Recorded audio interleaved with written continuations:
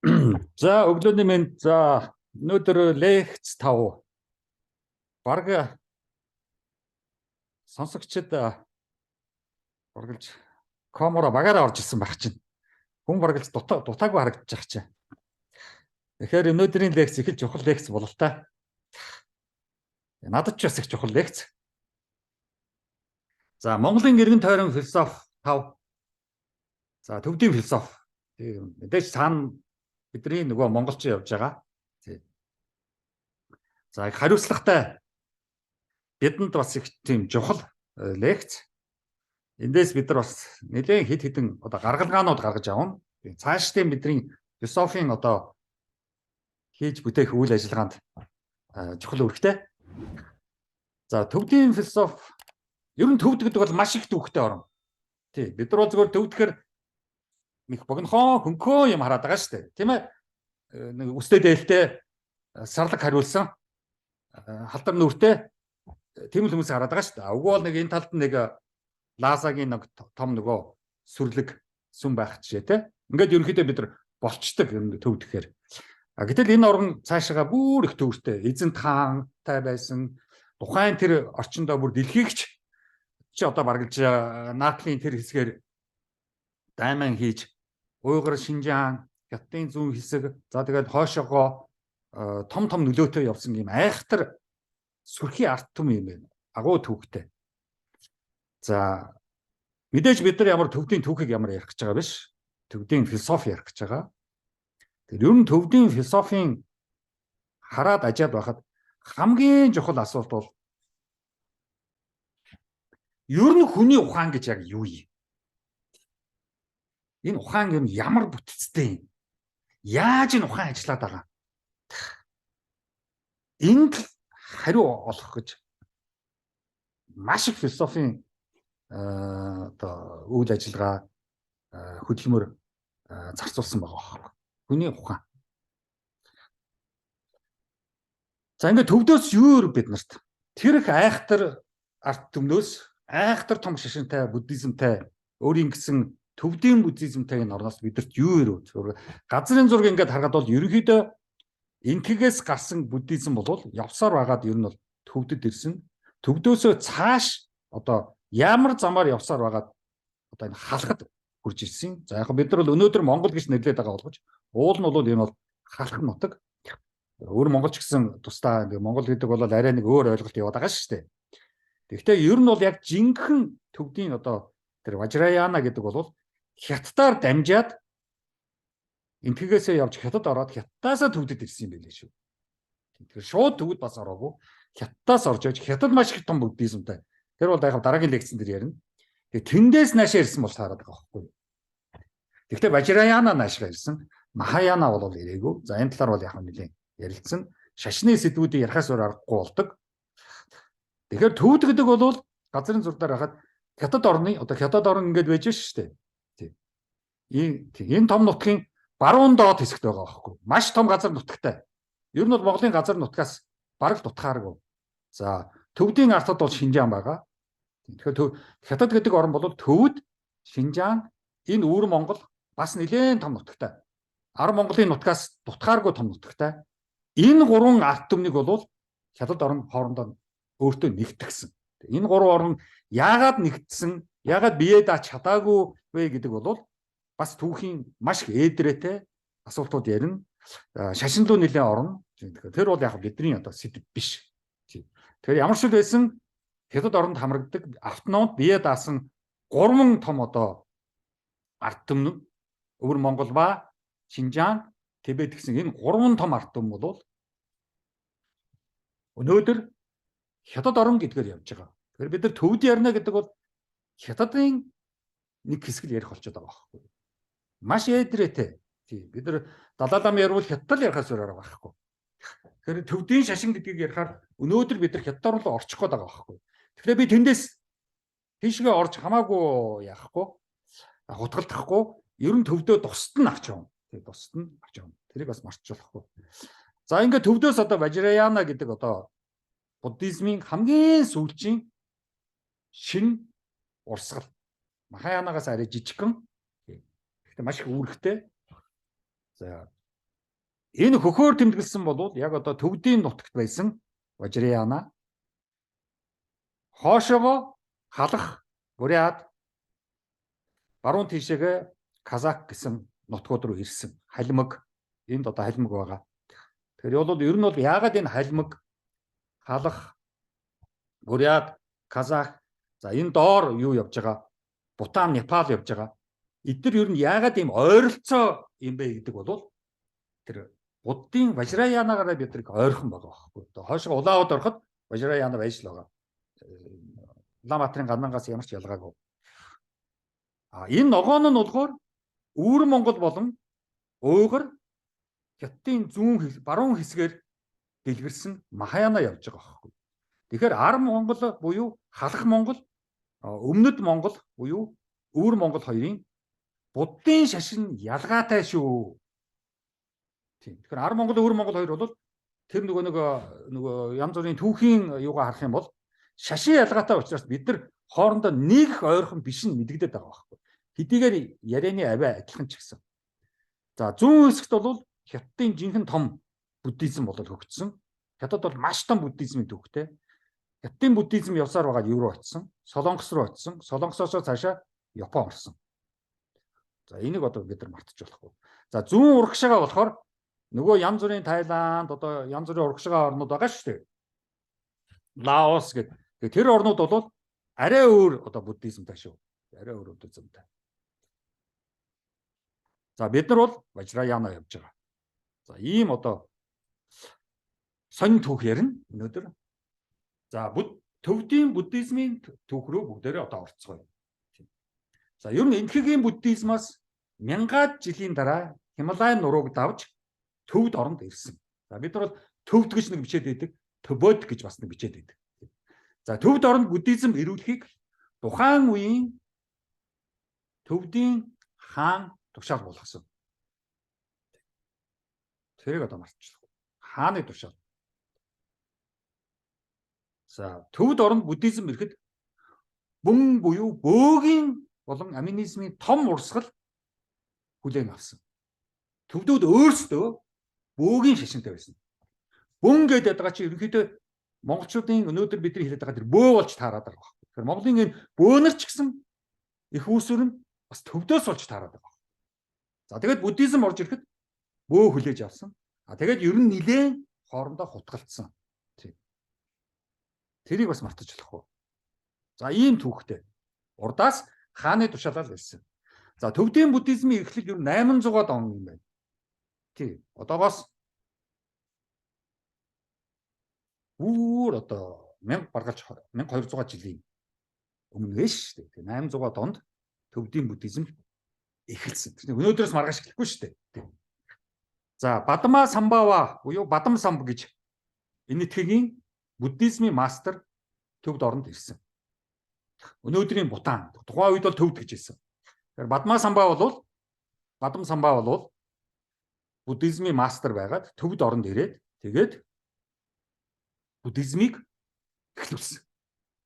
За тэр үеийн Тэрсон Дэцэн буюу Дэчин гэдэг хааны урилгаар ирсэн. Тэр хаан бол тухайн үеийн хаан.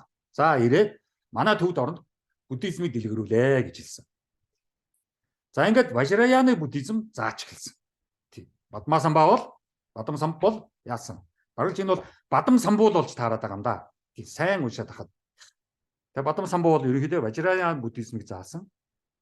За энэ бол хамгийн сүүлчийн буддизм. Өмнөх хоёр буддизм нь бол Theravada, Mahayana гэж байгаа шүү дээ. Тийм. Важраяга заасан. За ингээд зааж явахдаа цогчин гэдэг том одоо философи шашны том ойлголтыг гаргаж ирсэн. Бид нар цогчин дугна гэж яриад байдаг шүү дээ. Тэр бол нөгөө цогчин явж байгаа шүү.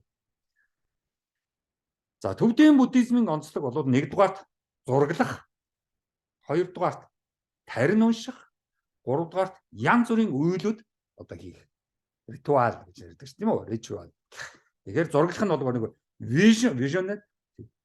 visionary харах, visible нүдэнд харагдах хэвээр. Бичгээр гэж. Тарин унших хэвээр амаараа. Тэгээ гуравт нь янз бүрийн үйлүүд хийх хэвээр. Ингээд хамт дандаа явна. Тэгэхээр өөрөөр хэлбэл одоо энэ төвдийн буддизмын анхдагч Будда байна шүү дээ. Тий. Адэ Будда гэдэг. Энэ бол зурагласан хэлбэр нь. Тэгэхээр янз бүрийн унших шаардлагагүй. Зураг хараад тэр байна шүү дээ. Одоо барууны философи Кантын юм уу Декартийн зургийг хараад тэгээ нэг философи гэдэг шүү дээ. Буддизмд бол бурхнаа зурчдаг. Тэгээ тэр бурхныхаа зургийг хараад. Гэхдээ маш гоё зураг зурна. Одоо энд бол ингээд янз бүрийн тэр дээр үеийн философи ингээд хар цагаан зурганд байж уйдахтай. Уул би чи ийм гоё бурхтуудын зураг үлэх хэрэгтэй байхгүй хамдаа. Маш гоё эстетиктэй өнгөтэй. За хоёрт нь тарин маш чухал. Таринаа уншина. Одоо би буддын шашны хүн бол эхлээд би бурхныхаа зургийг хандаа үлгэлөө. Одоо тэр зургийнхаа өмнө таринаа уншина. Зөвхөн мөрөгчгöd яваад гэж болохгүй. Тарин заавал унших хэрэгтэй. Тарингүйгээр зураг байж болохгүй. Тарингүйгээр мөргөж болохгүй. Таринаа уншина. За энэ тарин ч бол одоо ингээд бичээстэй байж байгаа шүү дээ. За бичиг үсэг мэддэг хүмүүс бол шууд харж агаад уншчих нь. Бичиг үсэг мэдэхгүй ардтан бол богинохон тарин үуч хийсэн. Богинохон нэг урт биш. Ламнар бол номноо уншин шүү дээ. Тэгэхээр тэр яагаад бурхан зураад байдаг юм бэ гэхээр гол нь нөгөө бичиг үсэггүй ардтмд бурханы зураг нь байжсэн дээр байхгүй. Судар уншиж чадахгүй юм чинь.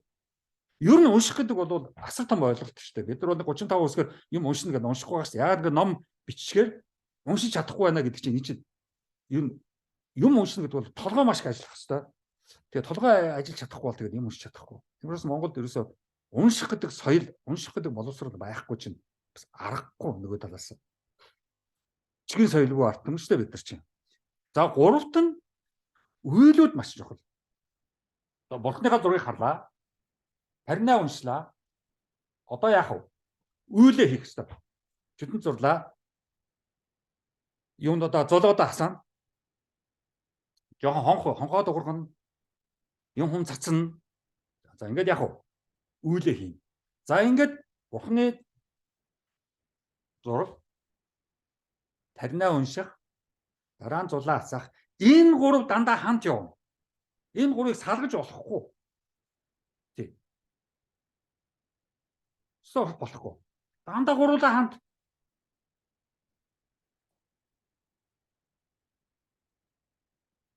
За төвдийн философи. За ер нь бол төвдийн философи бол маш том юм байна. Би уншаад ер нь бас гайхсан. Тий. Маш их юм байна. Ялангуяа метафизик бол тэр чигээрээ байна. Нөгөө янз бүрийн эр улсын чидий дээдийн дээд цаанаа эзэнтэй бид чадахгүй ойлгохгүй хүн гэдэг жижигхэн жоохон тийм үү тэр нарийн ширийн юмыг мэдэх чадваргүй ч юм уу тэр метафизикийн том ойлголтууд бол тэнд явж байна. Тийм. Философийн ойлголт. Метафизик философи мэдж байгаа шүү дээ. За танин мэдхгүй бол маш их явж байна. Энэ ертөнцийг ойлгох. Тэ ертөнц гэж юу юм бэ? Одоо бид нар нөгөө хорвоо, замбуулан гэж хэлдэг ш тийм үү? Хорвоогийн зам, замбуулан төв тэр гээл. Замбуулангийн заяа юм даач гэдэг юм одоо юу гэдэг юм тий. Тэр бүх танин мэдхгүй асуудлууд бол төвдийн философи дотор яг л явж идэв юм байна. Биш нөгөө барууны философи уншсан учраас одоо төвдийн философи руу ороод ирэхэд маш гоё ойлгомжтой аюу сайхан байгаа байхгүй юу? За этик мораль бол тэртээ тэргүй төвдийн философи маш их байна. За этикийг бол бид нар ёс зүй гэж орчуулдаг. За моралыг бид нар ёс суртахуун гэж орчуулдаг. Тэгэхээр энэ орчуулгууд бол дэндүү хөнгөн шингэн гинэн орчуулгууд. Тийм. Энэ орчуулж болохгүй юм байна. За этик бол та бид нар мэдж байгаа. Сайн муу, зөв буруу, нөгөө нүгэл буян одоо юу байдгийг одоо хар яриараа орчлоо л да нүгэл буян гэдэг. Ер нь бол яг вэ сайныг хийх, муу юм хийхгүй байх. Тэр чинь явж байгаа шүү дээ тэр нүгэл буян дотор чинь. За моралын ер нь бол психолог нэлээд явдаг юм байна. Ёс суртахууны сэтгэл зүй. Өөрөөр хэл хүний сэтгэл зүй чинь ёс суртахуунтай уялдаж явах хэрэгтэй байхгүй юу? Тэр амар чухал. Хүнд туслах, тийм үү? Хүлцэнгүй байх, тэр мөргөх, сүсгэлэх, юмд үнэмших, тэр нөгөө ангижрах, тэр бүх чинь дандаа сэтгэл зүй юмуд яваад байгаа байхгүй юу? Маш гоё. Тэр үгнүүд нь ч гэсэн их гоё юм байна. За практик үйлдэл гэдэг дээр ерөнхийдөө төвдийн философийн нэг ойлголт бол ер нь практик маш их үйлдэлүүд хийдэг юм байна. Гадагшаага зогсолтгүй аргумент хэлэх. Одоо тэд чинь ингээд нэг алгадаад нэг юм хэлээд байгаа шүү дээ. Тэр чинь гараа алгаж байгаа л хэлээд байгаа чинь маш их аргументаар хоорондоо ярилцдаг. Нэг нэгэ дугуй олохгүй, нэг нь лүгээ дээрлэхгүй, нэг нэгэ шоолж хөхрөлдөхгүй. Ерөнхийдөө яг тэр чинь юу хэлээд байгаа юм тэрийг хэлээд байгаа. Тэгвэл тэр чинь тийм үү тэгээд чинь тийм. Яагаад тийм вэ? Яагаад гэвэл тийм учраас маш их тийм аргументууд явж байгаа байхгүй. Хүний тэр нөгөө дотоод психолог, дотоод сэтгэл зүйг маш их барьж байгаа байхгүй юу. Тэрэнд одоо хөөрж, онгорох, дээрлэх, мэдэн хийрэх юу ч байхгүй тийм. Сонсох тэгээ нэг дебет гэж хэлдэг шүү дээ. Тэр маш их явж байгаа байхгүй юу. Төвдийн философи том юм байна. Тэр мэтгэлцэх, илэрхийлэх, анхаарах, хүнийг анхаарах бас чухал. Ингээд өөрийнхөө аргументыг тэр чинь тийм, эн чинь ийм, тэр тэгж хэлж байгаа. Аз жаргал бол тэр, зовлон бол тэр, зовлонгийн цаана бол нөгөө дөрөвний явж байгаа. Зовлонгийн шалтгааныг олох. Яаж олохын тэгж олно. Тэгээ яаж зовлонгоос салах вэ тэгж сална. Салахтаа тийм үе шатуудаар сална. Тэгээд зовлонгүй болно. Тэр дандаа сэтгэл зүйн юм аваад байгаа шүү дээ. Зовлон, жаргал чинь дандаа сэтгэл зүйн юмнууд шүү дээ. Тэгээс яг энэ нийгэмд амьдрал зовлон жаргал гэж байхгүй шүү. Тэ? Тэр чинь дандаа тайлбарлаж байгаа байхгүй юу? За бясалгал бол маш чухал. Өөртөө нөгөө төвлөрөх. Би юу сурсан бilé? Юу мэдсэн бilé? Тэргээ би ойлгосон уу? Одоо би цааш нь юу суралцах вүлээ? Тэр их төвлөрөл. Тэрийг бясалгаж хийлээж байгаа даа. Бясалгал гэдэг байгаа шүү. Meditation. Тэгээс бясалгад дугаа чимээгүй байх биш. Юу ч бодохгүй байх биш. Маш их юм бодох бясалгал бол. За мэдээж төвийн философийн юм дотор сэдв дотор бодит байдлыг л асуугаад байгаа шүү дээ. Яг үнэхээр бодит байдал гэж юу юм бэ? Бодит байдал гэж байдгүй. Бодит байдал байх боломж бий юу? За нөгөө талаар бий гэж юм бэ? Нөгөө энтгийн буддизм дээр ярьж байсан яг тогтсон, үндсэн, өөрчлөгдөшгүй тэр бий гэж байна уу?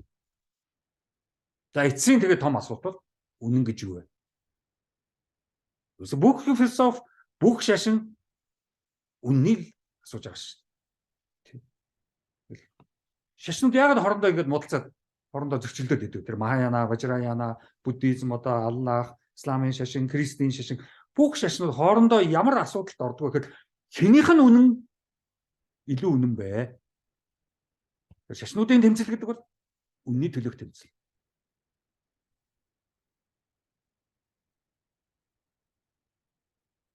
Үнэн маш хэцүүстэй. Би одоо энтхийн философи гэсэн мөртлөө арталтан дандаа бий гэдэг байгаа шүү дээ. Тэгэхээр яагаад гэвэл ер нь энтхийн ингээд философийн номнуудыг ингээд уншаад энтхийн философитой танилцж байгаа. Ерөнхийдөө хүний энэ бий гэсэн энэ асуудыг маш их тавьж тэрэнд хариулах гэж оролцсон. Энтхийн гол одоо философч тэр Махавира гэж байгаа. Тэр бол хиндуизмын философи. За тэрний дараа одоо бидний сайн танил одоо буддын шашны одоо будда тийм ээ бас одоо бий гэдгийг маш их асуусан. Тэгэд ерөнхийдөө энтхийн философийн нэг онцлог болохоор биег бол ерөнхийдөө анханаас бол үүсгэсэн байна. Ер нь бол одоо биднэрт яг тогтсон яг бий бол байхгүй байна. Энэ бий бол одоо үргэлж өөрчлөгдөж шинжлэгч гэдэг нэгдүгээр. Хоёрдугаар хүн өөрийгөө бий гэсэн тэр одоо бие даасан тэр биегээ үүсгэж яг одоо жинхэнэ бий болно гэдэг бол тийм амархан биш юм байна. Маш хэцүү юм байна. Одоо бид нөгөө дээрх гэлтэй яриад байдаг шүү дээ. Тэр чинь бол яг л бий болж байгаа юм байна. Өөрийгөө олсон бий болно гэдэг бол ямар хэцүүг тэр одоо буддагийн чинүүдэд зөндөө байгаа шүү дээ. Шунал байхгүй болох, хувиа бодох, эгоизм тэр бүгдийг байхгүй болгож устгаж байгаа шүү дээ. Энэ хятадын философи очоо гэдэг 3000 жилийн төвхтэй шүү дээ. Яагаад би одоо хятадын философиг бид гэсэн үгтэй холбосон бэ гэхээр одоо нөгөө тосгоныхон тариачдаа тий одоо бид гэдгийг одоо маш их чухалчилж хамгийн өмнө тавьдаг. Биеийнхаа өмнөр бидийг тавьдаг. Боловсролын тал руу хятадын философи боловсролыг их чухалчилж байгаа. Энтхийн философч нь хятадын философийн хажууд бол ерөнхийдөө сэтгэл зүйн маш чухалчилж байгаа байхгүй яг нэг биеийн асуудал багтж байгаа байхгүй тий. Хятадын философи бол тэгэхээр тий биегээ хошин тавь эхлээд бид рүүгээ анхаар бид дотор чи учраа олчих юм бол бидний нэг гишүүн болж чадчих юм бол тэндээсээ дараа чи өөрийгөө одоо мөчлөөд явах хэрэгтэй. Японууд бол зэн буддизм гэж тэгж байгаа. Тэр чинь буддагийн орнд явж байгаа. За даоизм бол Японоос маш их огцсон шүү дээ. Даогоор тэр одоо будд одоо тэр чинь нөгөө доо гэдэг чинь яваад байгаа шүү. Бидний одоо нөгөө жу доо энэ төр гэдэг чинь айкидо тэр чинь тэр доонууд дандаа яваад байгаа байхгүй юу? Тий. Тэрний үг бол одоо тэгэх зам гэсэн. Төвчээртэй айкидо гэдэг чинь одоо өөрийнхөө хүчийг хэрэглэхгүй хүний хүчийг хэрэглээд өөрөө нь унгаадаг. Тэр яваад байгаа шүү дээ. Арабын философч нь одоо нөгөө өмнө нөгөө персийн философи эндээсээ хөгжиж бие даасан философи болсон баггүй, арабын ертөнц одоо үүссэн баггүй юу? Анх одоо гуманизм, бидний одоо хүмүүнлэг гэдэг ойлголтууд чинь тэнд үүсэж байгаа баггүй. Хүнийг судалж эхэлж байгаа баггүй. Одоо тэр Коран гэж тийм Коран чи одоо нүл сургуун мөч тэр өдөрт тэр мөргөл хийж байгаа чинь дандаа психологоо цэвэрлж байгаа. Мөргөл хийх болгондоо энийг цэвэрлж байгаа байхгүй.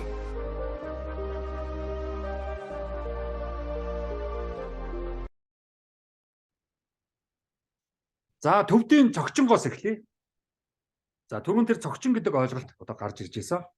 За тэр нөгөө анхдагч Бадмаа самбуугаас анхны төвдийн одоо философиг, төвдийн шашныг эхлүүлэхийн тулд цогчин гэж ойлголтыг Бадмаа самбуу гаргаж ирсэн.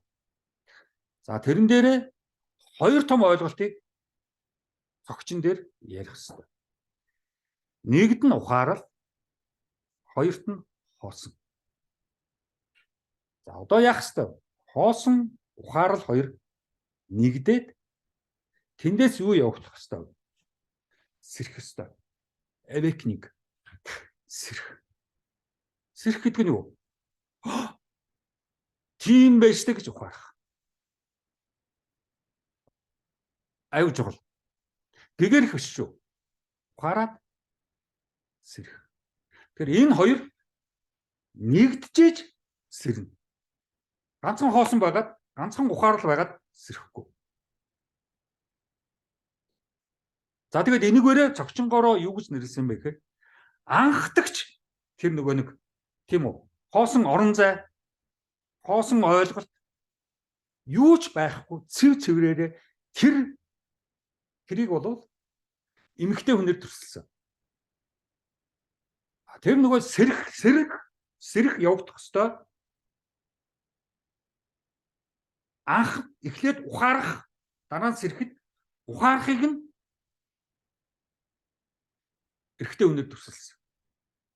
Тийм учраас буддын шашинд бид нар дандаа ингэ янз бүрийн бурхтууд харахад эрэгтэй бурхан тэгээд эмэгтэй бурхан хоёроо ингээд наалтчихсан байж байгаа шүү дээ. Хүмүүс тэрийг бол секс хийж гин гэж бодоод байгаа байхгүй юу? Үгүй. Тэр бол цогчин байхгүй юу? Төвдийн буддын шашны буддизмын анхдагч төрслөл байхгүй юу? Тэрс нэг нөгөө зураг янз бүрийн шавар баримт энэ гуйлангаар янз бүрийн баримтууд хийх чинь дүрсэлж яваад байгаа байхгүй. Текст бичсний оронд шууд дүрслээд харуулж байгаа байхгүй. Тэр болгон хүн тайлбарлаж ярьж явах шаардлагагүй. Тэгэхээр манай тэр нөгөө янз бүрийн бурхан энэ төр үлдээл ингээд ийсэн тэр янз бүрийн бурхан зураалгаа одоо нөгөө зан базараас өсвөлээд бүгд чинь дандаа л нэг сексийн хачин шалиг юмнууд зураал шалиг юмнууд бүтээгээд байгаа чинь энэ цогчин ойлгоогүй байгаа байхгүй. Энэ хоёрыг энэ зургийг хараад бид нар секс гэж ойлгож юусэн болохгүй шүү. Цогчин явж байгаа шүү. Амар чухал шүү. Философи амар чухал ойлголт. Анхдагч. Анх төвдийн философи, төвдийн шашин энэ хоёроор ихэлсэн байж шүү дээ. Одоо баргаж нөгөө Кристийн нөгөө Адам Ева хоёртой адилхан. За цогчин гэдэг маань бол ерөнхийдөө нөгөө бүхний эхлэл, бүхний үндэс, бүхний анхдагч тэр яваад байгаа. Гүн гэсэн үг яваад байна шүү дээ. Бид нар их хэрэгэлдэг шүү дээ. Гүн бодол, гүн ухаан гэдэг. Тэгээд гүн гэдэг чинь бүх гэсэн үг байхгүй юу? Төвдийн гүн гэсэн үг бол бүх бүгдээр гэсэн үг гэж байгаа байхгүй. Маш гоё. За тэгээд одоо яах вэ? Зогчингоо цааш нь тайлбарлсан. Одоо ухаан гэдгийг бол ерөнхийдөө төвдөд сенс гэдэг юм байна. Одоо ухаан яах вэ? Зүгээр ухаан ингэж байгаад байх шүү дээ. Ухаан чинь ухаарах үйлдэл явагдах ёстой шүү дээ. Энийг ухаантай гэдэг үлдгээд ухаантай суугаал гэж шүү дээ. Гэхдээ ухаарах ёстой байхгүй. Ухаарахгүй л яах юм бэ? Нэг л ухаантай хүн. Ухаарах үйл явц. Тэрийг бол шиспа гэж нэрлэдэг юм байна. Па. За. Буруу эндүүрэл буруу үнэмшил одоо юу гэдгийг буруу шүтлэг буруу мэдлэг тэрийг бол маригпа гэдэг юм байна. Тэгэхээр нөгөө ухаарахтаа зөв ухаарж иж зөв сэрэл явагдаж шүү дээ. За тэгээд яг ухаарад зүйл рүүгээ сэрээд тэгээд юмыг мэдэж эхэлнэ. За мэдэж эхэлж байгаагаа мэдлэгийг юу н рекпа гэдэг юм байна. За тэгээд хүн ер нь файн тэр одоо тэр буддизмаараа тэр бүх ухаар л явагдаад тэр анхдагч явагдаад анхдагчаас цаашаа явагдаад ингээд энэ чинь маш олон шаттай үйл явдлууд байгаа байхгүй юу? Зүрээс тэр чинь бол тэр байхгүй гэж юусэн болохгүй. Тэгээд хизээ нэгэн цагт эндүүрэлгүй мэдлэгтэй болноо. Тэр ямар ч эндүүрэлгүй мэдлэгтэй болохыг эргэзэн гэж байгаа байхгүй юу? Эргэлзээгүй. Тэгэхээр тэр монголчуудын бидний хэлээд байгаа нь эргэлзэх гэдэг үг чинь энэ эргэзэнгийн хэлний хуурил явагдаад байгаа байхгүй.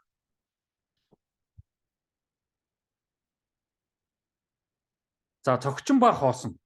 За яг хоосон гэдэг бид нар бол яг тухайн үед төвдөөс эрэхтэн орчуулсан монгол хэл рүү буулгасан хүмүүс бол ерөөдөө хоосон чанар гэдээсэн. Би хэлээд байгаас яг бие даасан монгол хэл гэж байхгүй шүү. Бид нар одоо Монгол энэ бүх лекцүүдийн дараа монгол хэл ерөөдөө ингэж алга болчихно. Энэ бүх хэлүүдийн нэгдэл болж таарна. За хоосон бол ерөөдөө чанар биш. Хоосон гэдэг бол хов хоосныг бас нэг хэлэх гээд байгаа юм биш. Тэгээ нөгөө тэнэг гэдэгтэй адилхан хоосон толгой биш шүү. Тийм. Хоосон гэдэг бол маш гоё ойлголт явж байгаа шүү. Тийм. Бүх юмны анхдагч, бүх юм эхлэхэд, бүх юмны үндэс эхлээд хоосон. Тэндээс эхэлнэ шүү дээ. Цэвэр хоосон ухаан.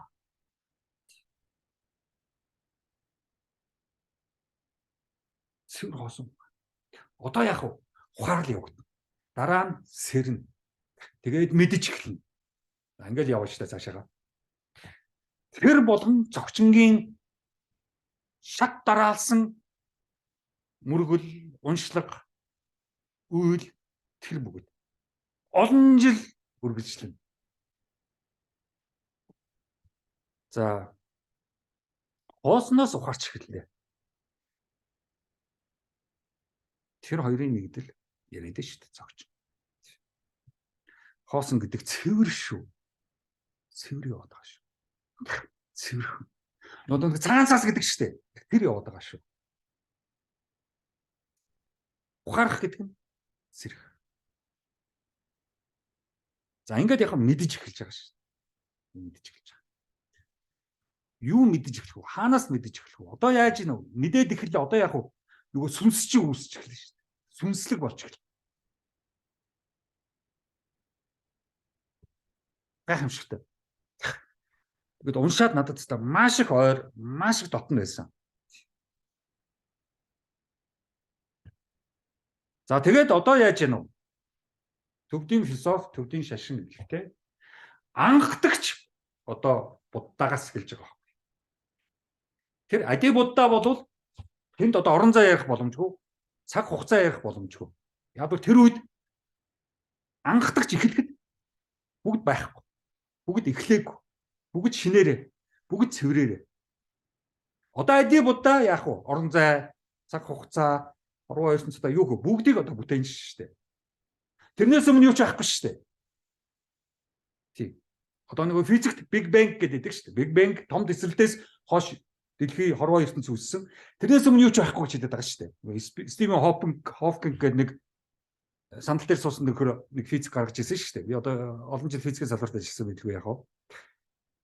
Тэр яг бас нэг тэр юм яваад байгаа байхгүй. Big Bang-ийн дараа чи орон зай цаг хугацаа үүссэн шүү дээ. Одоо бид нар чинь 13 дахь илүү те тэр бүүм юун дээр явж байгаа шүү дээ. Жил дээр явж байгаа шүү дээ. Тийм. Юу нь бол энэ ертөнц бол 21-2 тэрбум жилийн настай гэдэг шүү дээ. За тэр яг физикийн салбар. За анхдагч буддаг зохиогоогүй шүү. Бусад бурхадуудыг бол зохиосон. Тийм. Боногоон дарих гэдэг юм уу, цагаан дарих гэдэг юм уу, хэн байдیں۔ Жанрасыг байдаг юм уу, хэн байдیں۔ Майдер байдаг юм уу, манчер байдаг юм одоо юу байдаг юм. Эдрийг бол зохиосон. Анхдагч ади буддаг бол хэн ч зохиогоогүй шүү. Анхдагч.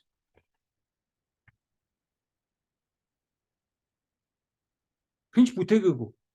Тэгсэн биш. Хизээ цэвэр анхдагч. Ямар ч холц байхгүй. Хоосон. Өөрийгөө төгс болгочихсон.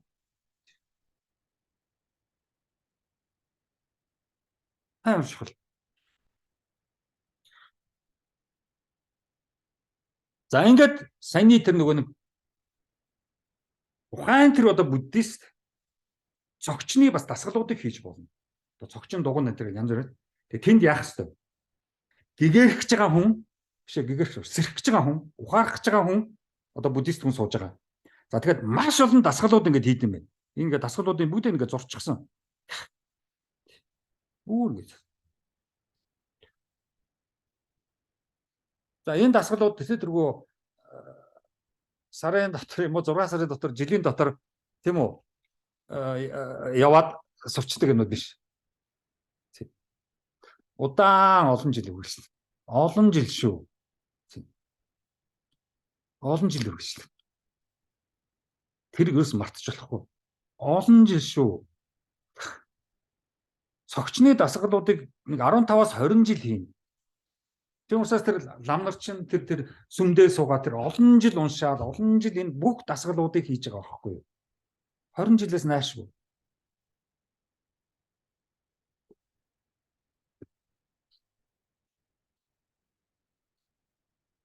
Яг цогчин гэдэг үг маань бол ерөнхийдөө бол яг цогц гэдэг бол цогц гэдэг цог гэсэн цогч гэсэн үг юм байл л дээ. Тэр нь бол яг бүрэн л гэсэн үг юм байл. Одоо бидний хэлээд байгаа бүрэн төгс. Чин гэдэг нь бол яг агуу, дээдийн дээд, хамгийн дээд гэсэн үг юм лээ. Тэгэхээр өөрөөр дээдийн дээд бүрэн төгс гэж байгаа. Дээд төвшөнд төгс. Бүрэн. Юус дутуу биш. Ер нь төгс гэдэг чинь бүрэн юу ч дутуу биш, юу ч илүү биш гэсэн үг яваад байгаа шүү дээ. Төгс гэдэг чинь. Нэг байхгүй. Тэр агуу гэдэг нь яг нэг чин гэдэг нь дээдийн дээд. Тэр чин энэ чин гэдэг байгаа шүү дээ. Тэр чинь бол энд явж байгаа.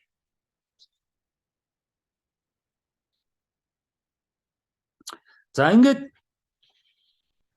энэ бүх юм цогчны одоо энэ бүх философийн болон шашны бүх ойлголтуудыг бүгдийг одоо суралцаад тэрний цаана ингээд гараад тийм үү цогчны төвшөнд очоод дээд төвшөнд орсон маш сүрхий тийм одоо хүн байсан юм байна. Философч. Шууд лам гэж хэлж болохгүй. Ер нь бол бид нар бас философч гэдэг үгийг энд хайж өгөх юм болохгүй. Яг орчуулгаараа бид нар гоо ухаантан гэдэг байгаа шүү дээ. Тэгэхээр цонхоба гэдэг бол энэ бол философч, за лам, ер нь тэгээд онолч, ном хөвцсөн ийм одоо хүн байсан юм байна. Бүр бодит хүн. Цонхова бол бодит хүн. За цонховаг бол ингэж одоо дөрчилсөн байна. Яг цаагуур нь бол дандаа сурагчтан сууж байгаа.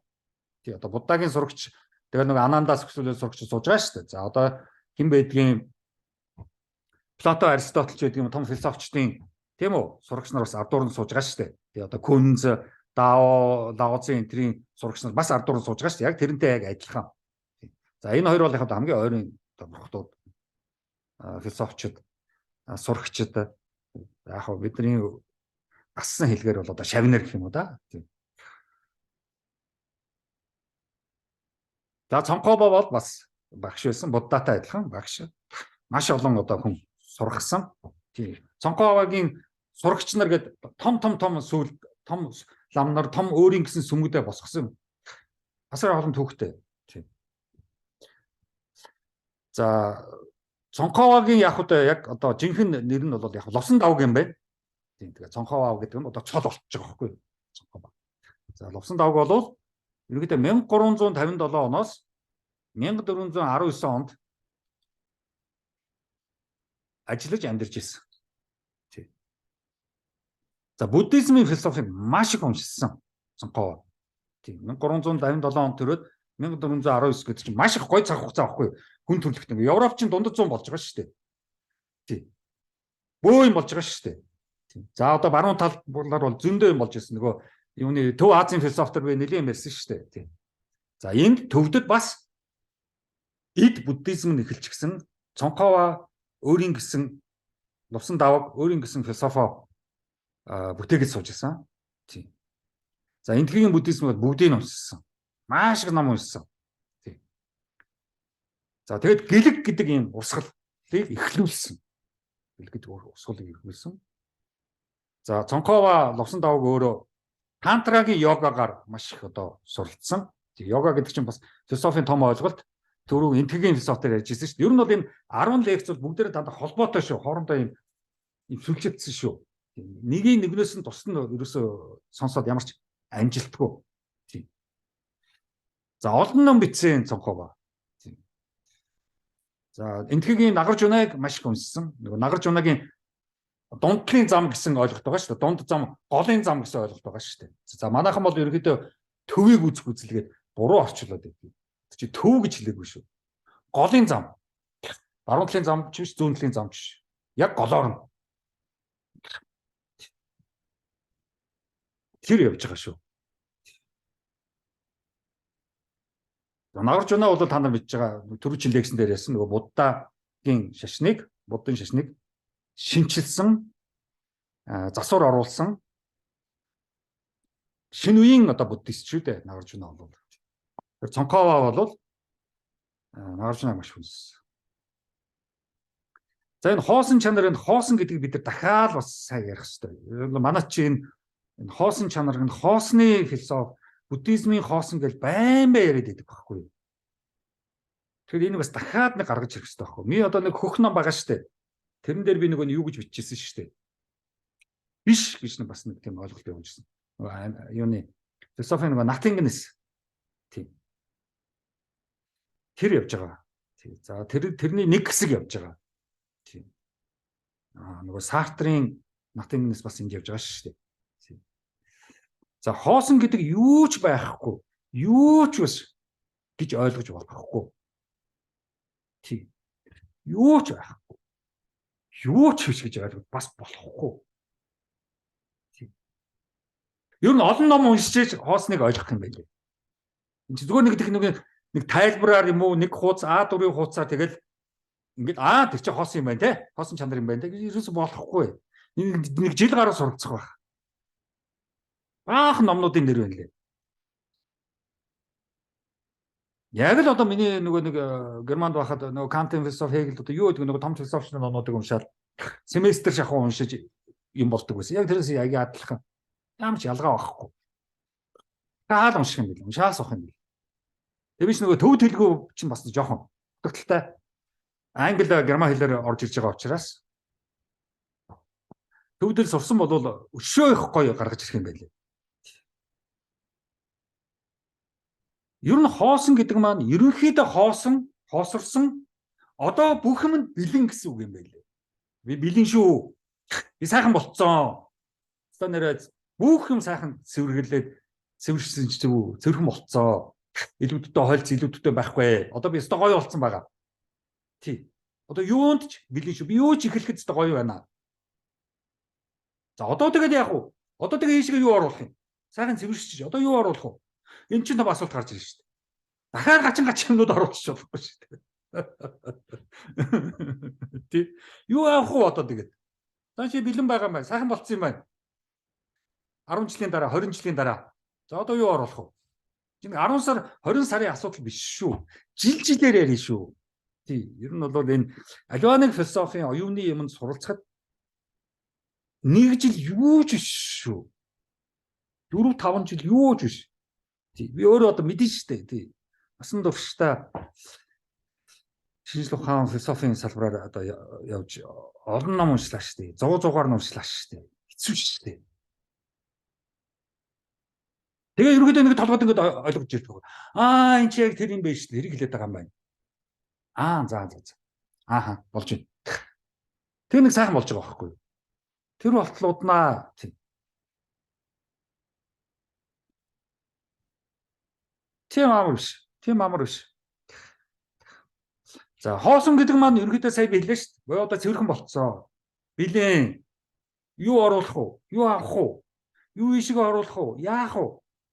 Энэ надад энийг заах юм. Олигтой хүн байх хэрэгтэй шүү дээ. Зүгээр нэг докторын цолтой юм уу эсвэл нэг мөйсөн багш байж болохгүй шүү дээ. Нэг профессор байж болохгүй ш нэг балай. Эсвэл зүгээр нэг гандал очсон нэг лам байж болохгүй шүү дээ. Баталгаатай хүн байх хэрэгтэй шүү дээ. Яг ийшээ оруулахдаа баталгаатай хүн байх хэрэгтэй шүү дээ.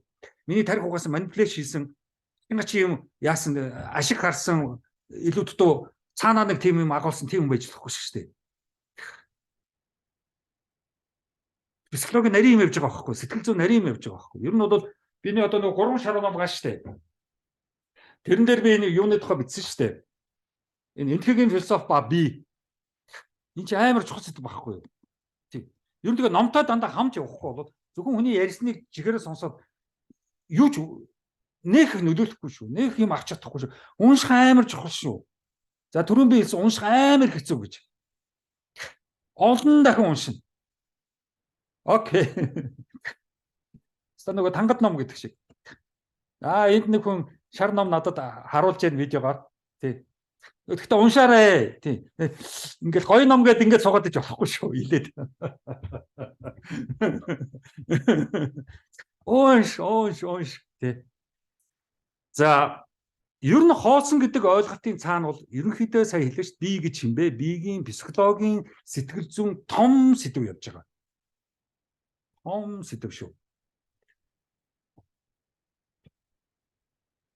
Гол нь энд юу асуугаад байгаа юм бэ гэвэл үндсэн чи одоо хайчих ба. Чи ч бол тийм шүү дээ. Чи яачих вэ? Юу болчих вэ? Би ёстой хоосорчлоо гэд хүн хэлээд байна шүү дээ. Юу хэлээд байгаа? Юу хэлээд байгаа? Яагаад гэнт би хосорчлоо гэдэг байгаа юм? Тэгэхээр энэ нөгөө сэтгэл зүйн асуудал яваад байгаа байхгүй юу? Альва нэг хүн хэлээд байгаа шүү дээ би хосорчлоо. Үндсэн чи биш болцсон байж шүү дээ. Хайчих чи яасан бэ? Юу болсон бэ? Энэ оронд яачих вэ? Юу болцсон бэ? Яагаад чи хосорчлоо гэдэг байгаа юм? Энэ орд юу болчих вэ? Чи хаана явнаа? Байна уу? Энэ гоё хөштэй чи байна уу гэдэг гоё байхгүй юу? Чи байна уу? Ер нь бол тэгэхээр хоосон гэсэн одоо энэ юуны буддизмын ойлголтоор бол байна уу гэдээ асуухад байхгүй л гэж хариулж байгаа хэрэгтэй. Яг энэ би бол яг энд байж байна. Тийм үү? Жинхэнэ би бол байхгүй. Би байна гэж хэлтэл одоо 20 жил гэж хэлээд байна шүү дээ. За тэгээд Цонхова бол 1409 онд Гандян гэдэг энэ том сүмийг бариулсан юм байна. Одоо төвдөд байгаа. Гандян гэдэг орхон. За бид нар бол яг нөгөө Е үсгийг хараад Монгол хэл чинь бас энэ төвд хэлнээс их өөр байгаа байхгүй. Бид нар ч бол бас зарим үсгүүдийг хэлж чадахгүй байгаа байхгүй. Төвдүүд чиг тэгж хурц хэлэхгүй байгаа байхгүй. Бид нар ч бол ерөөдөө бас нэг юм жоохон гэсэн юмар яриад байгаа байхгүй. Энэ төвдүүд чинь тэр нөгөө айхтар тарин уушаа. Тэгээд айхтар тэр хэл нь бол маш хурц хэлэхтэй юм байна. Тэр одоо уртын дууг тэгж их гоё дуулаад байгаа шүү дээ. Уртын дуу бол төвдөөс ирсэн шүү дээ. Тэгж их гоё тод хэлээд байгаа байхгүй. Тэгэхээр 1409 онд одоогоос 600 гаруй жилийн өмнө Цонхова бол Гандянг байгуулсан юм байна. За манай энэ Гандан хэдэд байгуулсан. Ерөнхийдөө нарийн ширийн мэдээлэл бас их муу байж шүү дээ. За ингээд эндээ Цонхова маш их юм хийсэн. Ганданд бол төвдийн Ганданд маш их юм хийсэн. Тэндээс маш олон сурагчид гарч ирсэн. Одоо шавнар гарч ирсэн. Цонхова бол мундаг шүү. Тийм маш их юм хийсэн. Маш их ном бичсэн. Тийм зүгээр одоо мөргөл хийгээ суугаад байгаагүй. Оюуны хүн байсан. Цонхова бол философч байсан шүү. Тийм. Барууныхаар бол философч. За яг юуны буддын шашныхаар бол одоо гигантэн гэдэг юм уу, юу гэдэг юм, лам гэдэг юм уу, одоо яатсан ч гэдэг, ариусцсан ч гэдэг юм янз бүрээр нэрлэж болно. Тэр нэрнүүд цолууд нь байгаа л да. Тийм. Би философчийнхаа хувьд философи талаас нь л одоо харж байгаа шүү дээ. Тийм. Би чи хамаагүй бас шашны ойлголтуудаа ингээд холилдож бас болохгүй. Ямар ч байсан философчгаа ингээд авч үлдэхгүй бол би чи ингээд шууд шашны хүн болцсон явж иж болохгүй. За энэ Гандян гэж гоё газар байдаг юм байна. Энэ барилгууд нь ямар ч гоё барилга барьдаг эдгээр чинь. Тэгэхээр энэ цагаан өнгөөр ингээд дөрвөлжин хэлбэрээр барилга барьдаг чинь эдний онцлог юм байна. Лаза биш үү нөгөө тий?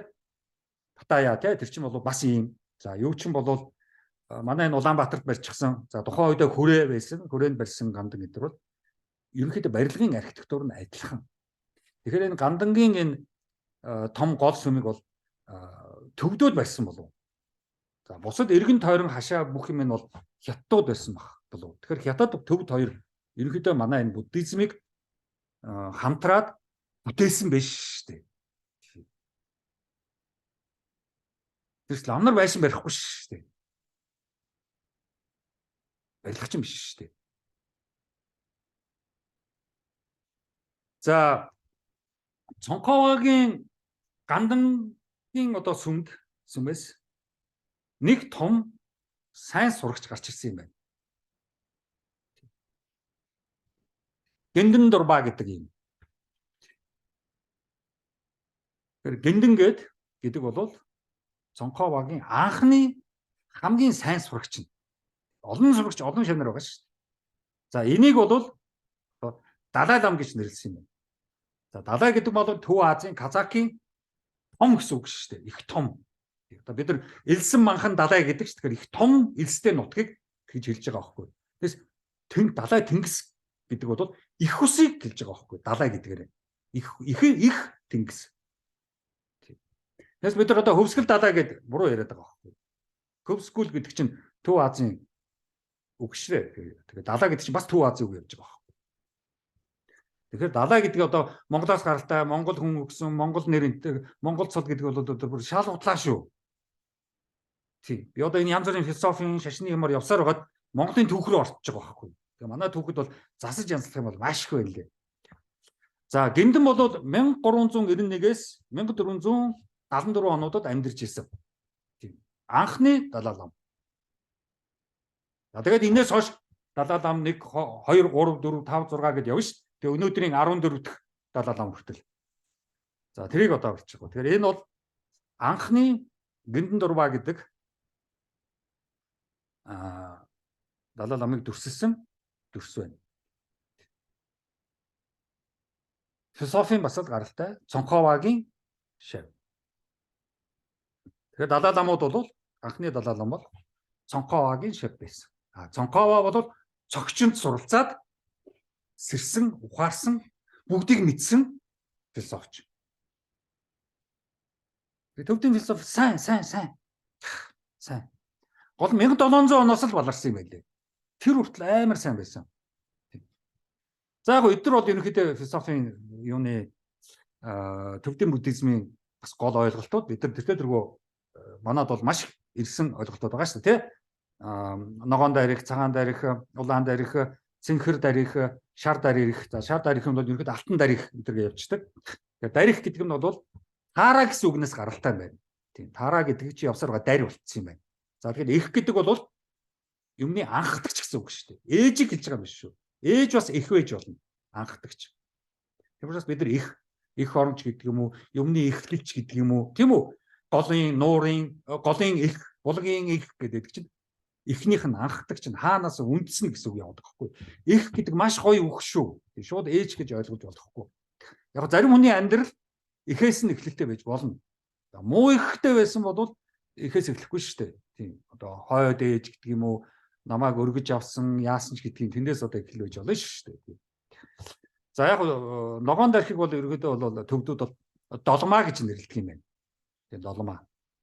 За цагаан дархиг бол долмаагаас гаралтай учраас долгор гэдэг юм байна. Дол гэдэг үг яваад байгаа байхгүй юу? За бид нар бол нэг долмаа гэж хэлж чадахгүй монгол хэлний нөгөө бид нар чинь хэллэгийн авианы бас нэг дутагдaltaй учраас дулмаа гэсэн бидэрт илүү хэлэхэд дөхөв. Тийм учраас яванда дулмаа болцсон юм байна.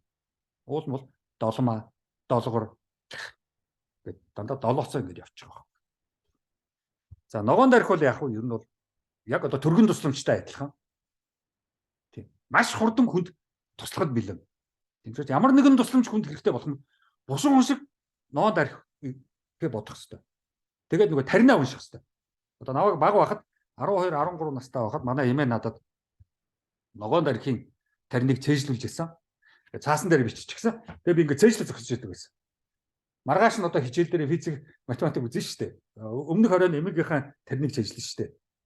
Тэгээд нөгөө умдари дүүдари дүүрээ сухаа гэдэг чинь ногоон дарихын тарин. Тэгэхээр өөрөөр хэлбэл би бол тэр үед ногоон дарихын зураг хөрөг байхгүйгээр уншиж ирсэн чинь буруу байхгүй юу? Би яг ногоон дарихын Зургийнхаа өмнө нь таринаа унших хэрэгтэй байхгүй. Тэгээ нөгөө 108 унших хэрэгтэй шүү дээ. 108 уншина. Тэгээд би чинь бас зул асах хэрэгтэй байхгүй. Зулаа бас асаагүй. Тэгэхээр чинь би хоёр имийг хийхгүй ганцхан л тарин уншаад байдаг чинь дутагдaltaй байхгүй юу? Тийм. Тэгээ яг манай имийг хэлдэг. Янз бүрийн юм чамд амьдрал чинь хачи юм болоод тийм үү тусламж хэрэгтэй айсан ийсэн үедээ чи хурдхан шиг ногоон дарихынхаа тариныг амдаа ингээд уншаад байгаарэ гэдэг. Тэгээ би зарим үед бас уншчихсан. Тэгээ ундаарэ дүүрээ сууха. За юу болвол тийм учраас төргөн хүнд тусалдаг. Тэгээ нөгөө бусад нөгөө юунуудаа дарих үедээ бодоход ногоон дарихын хөл нь урагшаага байдаг байхгүй юу? Нэг хөл нь. Тэр нь болгоно босч ирээд туслахад бэлэн гэсэн үг байхгүй юу? Тэгэхээр та нар ногоон дарихыг хараад тэр уртлынхан тэр хөлийн сайн хараад тэр хөдөлгөөнтэй зурсан байгаа байхгүй юу? Одоо босч ирээд туслахад бэлэн байгаа шүү. Тийм. Тэгээ суугаад байгаа бурхан бол биш байхгүй ногоон дарих. За яг цагаан дарихыг бол яг удаан амьдрах гэсэн тийм ерөнхийдөө нэг ойлголт явд юм. Тэгэхээр эдрийг уншихад эдгээр ч бас олон хуудас номнууд байгаа шүү. Зүгээр ганц үг өгүүлбэрээр тайлбарлахад дутагдaltaй. Гэхдээ би одоо яг нэг лекц учраас ингээд товчхон явж байгаа. Тэрнээс одоо цагаан дарихыг танилцах юм бол бас олон хуудас ном уншин. Ногоон дарихын маш олон хуудас ном уншин. Тийм. Тэгжээс бүү юм болно. Тэг яг ерөнхийдөө удаан амьдралын насны янз бүрийн тийм байд юм байна. Зүгээр ер нь бол тухайн үеийн төвдийн хааны хатан байсан хятад эмэгтэй байсан юм байна шүү дээ. Тэгээд энэ цагаа тэндээсээ цагаан дарих болсон шүү дээ. Тэгэхээр хаан бас их энэ шашны юмд их оролцож ирсэн байгаа байхгүй юу. За улаан дарих бол ерөнхийдөө бол хайр дурлалын хайрын одоо дарих гэж явд юм байна. Энэ таара дари гэдэг байгаа чинь ерөнхийдөө таара гэдэг нь од гэсэн үг юм байл шүү. Тий. Буддизм, санскритээр од.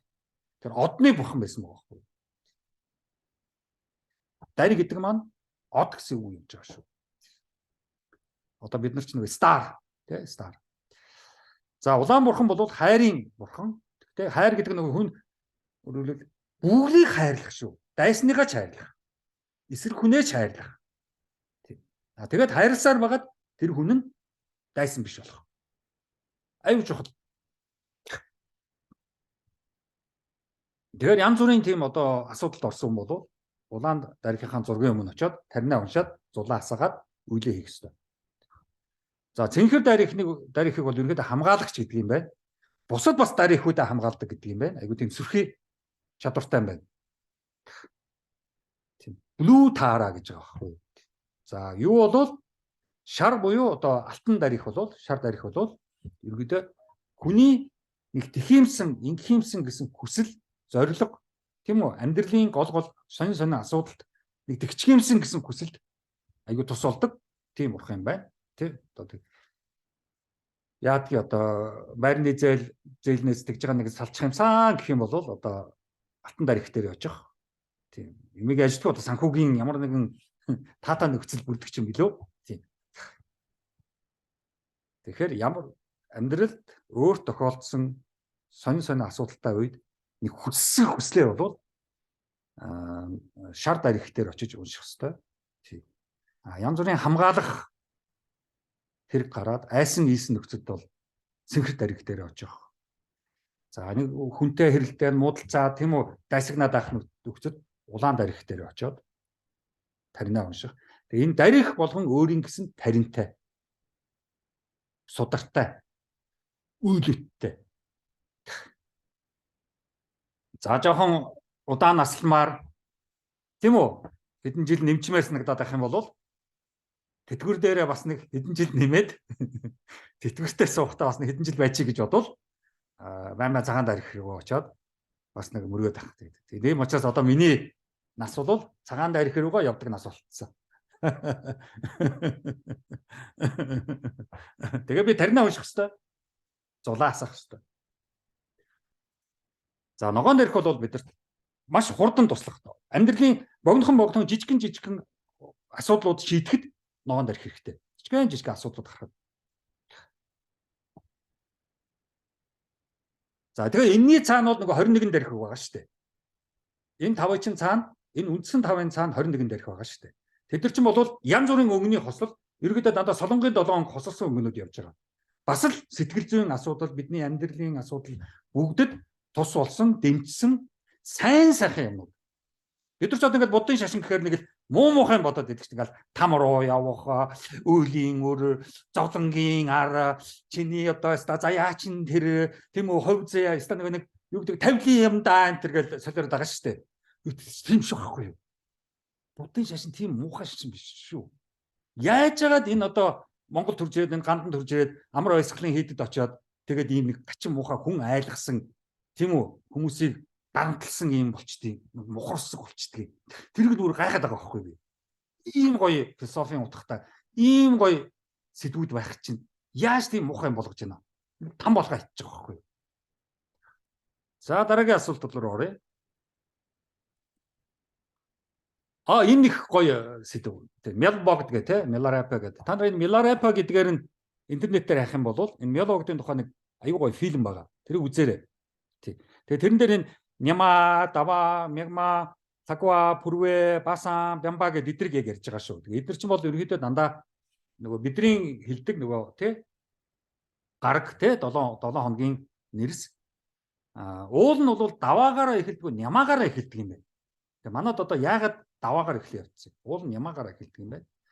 Тэгээ гол нь бол яг одоо социализмын үед бид нар энийг хэрэгжилж яснаа гэдэг чинь бид нар бас социализмын үед нэх айхтар социалист байгаагүй л байгаа байхгүй юу. Тий 7 хоног нь төвдийн төвдийн шашнаараа байж л байсан байгаа байхгүй юу. Тий манай эмээ энэ төр надад таринж ажиллуулъя л байж шít. Би маргааш нь хичээлдээ яваад онц сураал, орой эмээгийнхэн тариныг сураал. Тэгээд Монгол хүн чинь ийм л байхгүй юу. Тий барууны философи сурчдаг, хурцрээ төвдийн философи үзчихдэг. Тэгээд ингээд гоё юм шүү дээ. Тий. За Няма, Дава, Мегма, Лагва, Бүрвэ, Басан, Бямба гэдэг бол ерөнхийдөө сайн өдөр муу өдөр гэсэн ялгаанууд. Тийм. Тэгээд хэдэн он төрсөн, ямар өдөр төрсөн, за хэд өдөр гэрээсээ гараад ажил амжуулах гэж байна, хүнтэй уулзах гэж байна. Тэр болгондоо тийм миний өнөөдөр надад Даваа нь өнөөдөр сайн уу? Өнөөдөр Мегмаа надад сайн уу? Лагваа надад сайн уу? Пүрвэ надад муу, Баасан муу ч гэдэг юм уу? Тийм. Одоо тэгээд ирэхээр ер нь аюу чухал. Тэг хүндийг мотивац өгдөг. Сайн өдрөө гараад ажил амжуулахдаа их дуртай байдаг.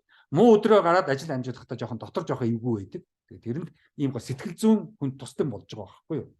Ялангуяа би одоо нэг гарч амжуулахад миний сайн өдөр байлаа гэхэд миний нөгөө уулзаж учрах хүнийх нь бас сайн өдөр байх юм бол битүүрийн ажил хурдан амжина.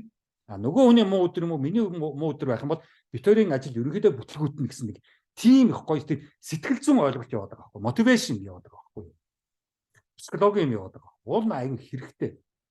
Тэгээ энэ ч одоо манад нөгөө нэг мухар сүсэг болчихсон. Ийм гоё шашны ойлголт мухар сүсэг болоод тэр бүгдээрээ балжин нэмтай өдөр гэж бүгдээрээ тэр балжин нэмтай өдөр шавралдаал хөрмийн ордны гадаа үүрээр 3-4 цагт очиод ойж ирж байгаа шүү дээ. Тий. Тэр бол утгагүй байхгүй. Ганцхан өдөр шавралдаал. Тэгэл нөгөө наран тул зах махан муу өдөр сайн өдөр онгоохгүй ч гэх шиг. Тэрэндээ ямар ч хамаагүй байхгүй юу. Одоо энэ хөдөө мөдөө очиод тийм үү? Сүү авъя гэж хэлчих. Өнөөдөр муу өдөр сүү гаргахгүй ч гэсэн мухарсаг болцсон явж байгаа байхгүй. Шашны тийм гоё ойлголт. Харамсалтай. Зүгээр хүний мотивац байхгүй амьдралын. Тэрийг зүгээр сүү гаргадаггүй ч гэж. Энэ өдөө явж байгаад өгнөн сан кафе умарсан гэдэг. Энэ хажууд ойрхон үнэтэй айл охоор нь очиод. Кафены нэг сүү авъя гэдэг чинь. Сүү гаргахгүй өдр гэж байгаа юм чи. Үгүй яагаад өдр гэж. Бойлтоо. Тэрөөсөө бид нар энэ гоё шашны сайхан гоё ойлголтуудыг мухарсаг болгоцсон байна.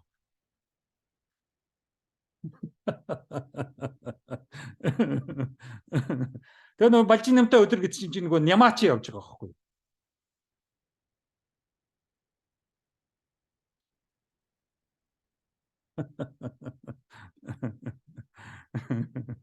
Гоё. Бид нар бас гэж байгаа хөхтэй артсан шүү. За энэ молон тоо ингээд намайг баг бахад манай эмээ энийг надад маш их ярьдаг байсан. Молон тооны молон багш гэдэг тийм молон тоо. Энийг бол эмээ дандаа ярьдаг байсан. Гол нөгөө нэг ээж нь буруу номтон. Тэгээд ээж нь солиорч тэнэгтэж гадуур тэнж явж хагаад тэгээд бүтлгүүтэж явж хагаад тэгээд там руу явчихдаг байхгүй. Тэгээд маш их өндөр оюуны чадвартай болцсон. Олон жил ном уншаад сэрцсэн, цонхооваа болчихсон, тийм үү цогчинг уншчихсан хүн очиж тамаас ээжигээ хайжгаад гаргаж авдаг байхгүй юу. Тэгээд тэр тамд явж байгаа тамаас ээжигээ гаргаж авж байгаа тэр тэрийг нэгээ сонсоод одоо би нэг юунд баруунд философч жахад нөгөө Дантегийн нөгөө бурхны инээдэмт хошин шог гэсэн нэг Дантегийн ном байдаг шүү дээ. Divan of Dante гэдэг Италийн философч. Тэрний юуны Христийн бурхны орноор хамын орноор явж байгаа тийм их гоё ном байдаг шүү дээ. Тэрнтэй айгу төстэй. Тэгэхээр энэ янз бүрийн шашин, янз бүрийн юмнуудыг бид нар холбож хооронд нь ингэж гоё ойлгох хэрэгтэй юм байна. Тэрээс тусдаа нэг ганцхан нэг юм байна гэж хэлж байхгүй. Одоо нэг өлзийгээд нэг хээ байгаа шүү дээ. Тэр чинь бол тэрийг л хэлж байгаа байхгүй юу? Бүх юм хоорондоо уялдаатай холбоотой гэдгийг чинь хэлж байгаа байхгүй өлзий чинь. Тийм учраас тийм ийм одоо тийм сараалжилсан символ тэмдэг яваад байгаа байхгүй юу? Бүх юм хоорондоо холбоотой. Бүх амьдрал, бүх шашин, бүх мэдлэг, бүх сүсэг бүгдээрээ хооронд ялгаад ах хэрэггүй. Тэгээ буруу намтангийг хойш явдаг. Тэгээ манай эмээ надад ярьдаг байсан. Тэгээ би тэр үед бас боддог байсан мохоо. Ээжтэйгээ аяг таардаг байсан юм чи. За манай ээжтэй гэж нэг удахгүй там руу явах юм байна да. Би их натаа олж байгаа яваа тамаас очиж авчирнаа. Ээж нар чинь бүтэхгүй шүү дээ, тий. Эмээ нар чинь гоё шүү дээ. Эмээ нар чинь хүн шүү дээ, тий. Ээж нар бүтэхгүй. Там руу очиж авчирхаа ажил гарах юм шиг байл. Тэр молон тооны туужиг та нар уншаарай. Айгу гоё уншихад тий, айгу гоё унш. За тэгснээр би одоо та нарт төвдийн шашин совтолчилж байгаа юм биш шүү. Ухаан төрөх хэвээр. Ухааныг ээж төрөхгүй, аав төрөхгүй. Тэнд л асуудал гэдэг байхгүй. Мэдлэгтэй багш, мэдлэгтэй боловсралтай сайн маструуд төрүүлдэг байхгүй. За тийм мэдлэг боловсралтай, өндөр мэдлэг боловсралтай сайн мастртай, сайн багштай таарагвал ерөөхдөө ухаан төрөхгүй. Хүний бодол. Тэг бид нар одоо яаж бодох хэвээр. Мэдлэг гэж юу юм? Тэр тухай бичсэн тамийн нэг юм байна. Ер нь бидний одоо тархин дотор ч л одоо ухаан байгаа шүү дээ. Энэ дотор ч л бидний бодол яваа, бидний сэтгэл яваа, бидний мэдрэмж яваа. Тэгвэл энэ ухаан яаж ажилладаг? Хүн одоо санаагаа хэлэх дуртай. Тэгэхээр санаа гэдэг чинь бас тийм ч хүчнтэй зүйл биш шүү гэдэг. Нөгөөдөгөөр ерөн сэтгэл гэж юу юм?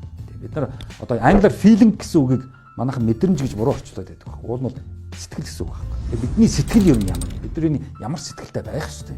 Монголын сэтгэл ер нь ямар? Бидний ухаан хөгжихэд олон зүйл хэрэгтэй. Хамгийн нэгдүгээрт бид нарт мэдлэг хэрэгтэй. Гэхдээ мэдлэг гэдэг олон төрлийн мэдлэг байж аж бид цаашраа яв. Жишээлбэл мэрэгжил гэдэг бол нэг л төрлийн мэдлэг. Эмчийн мэрэгжил, багшийн мэрэгжил, инженерийн мэрэгжил гэдэг бид бүгд нэг төрлийн мэрэгжлүүд.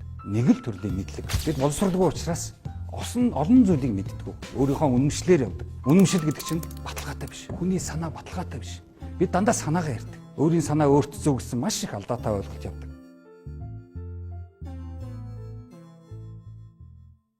Молроо барьд нэг очоод философийн лекц уншина гэсэн чинь молонтой ярьсаар байгаа таарсан.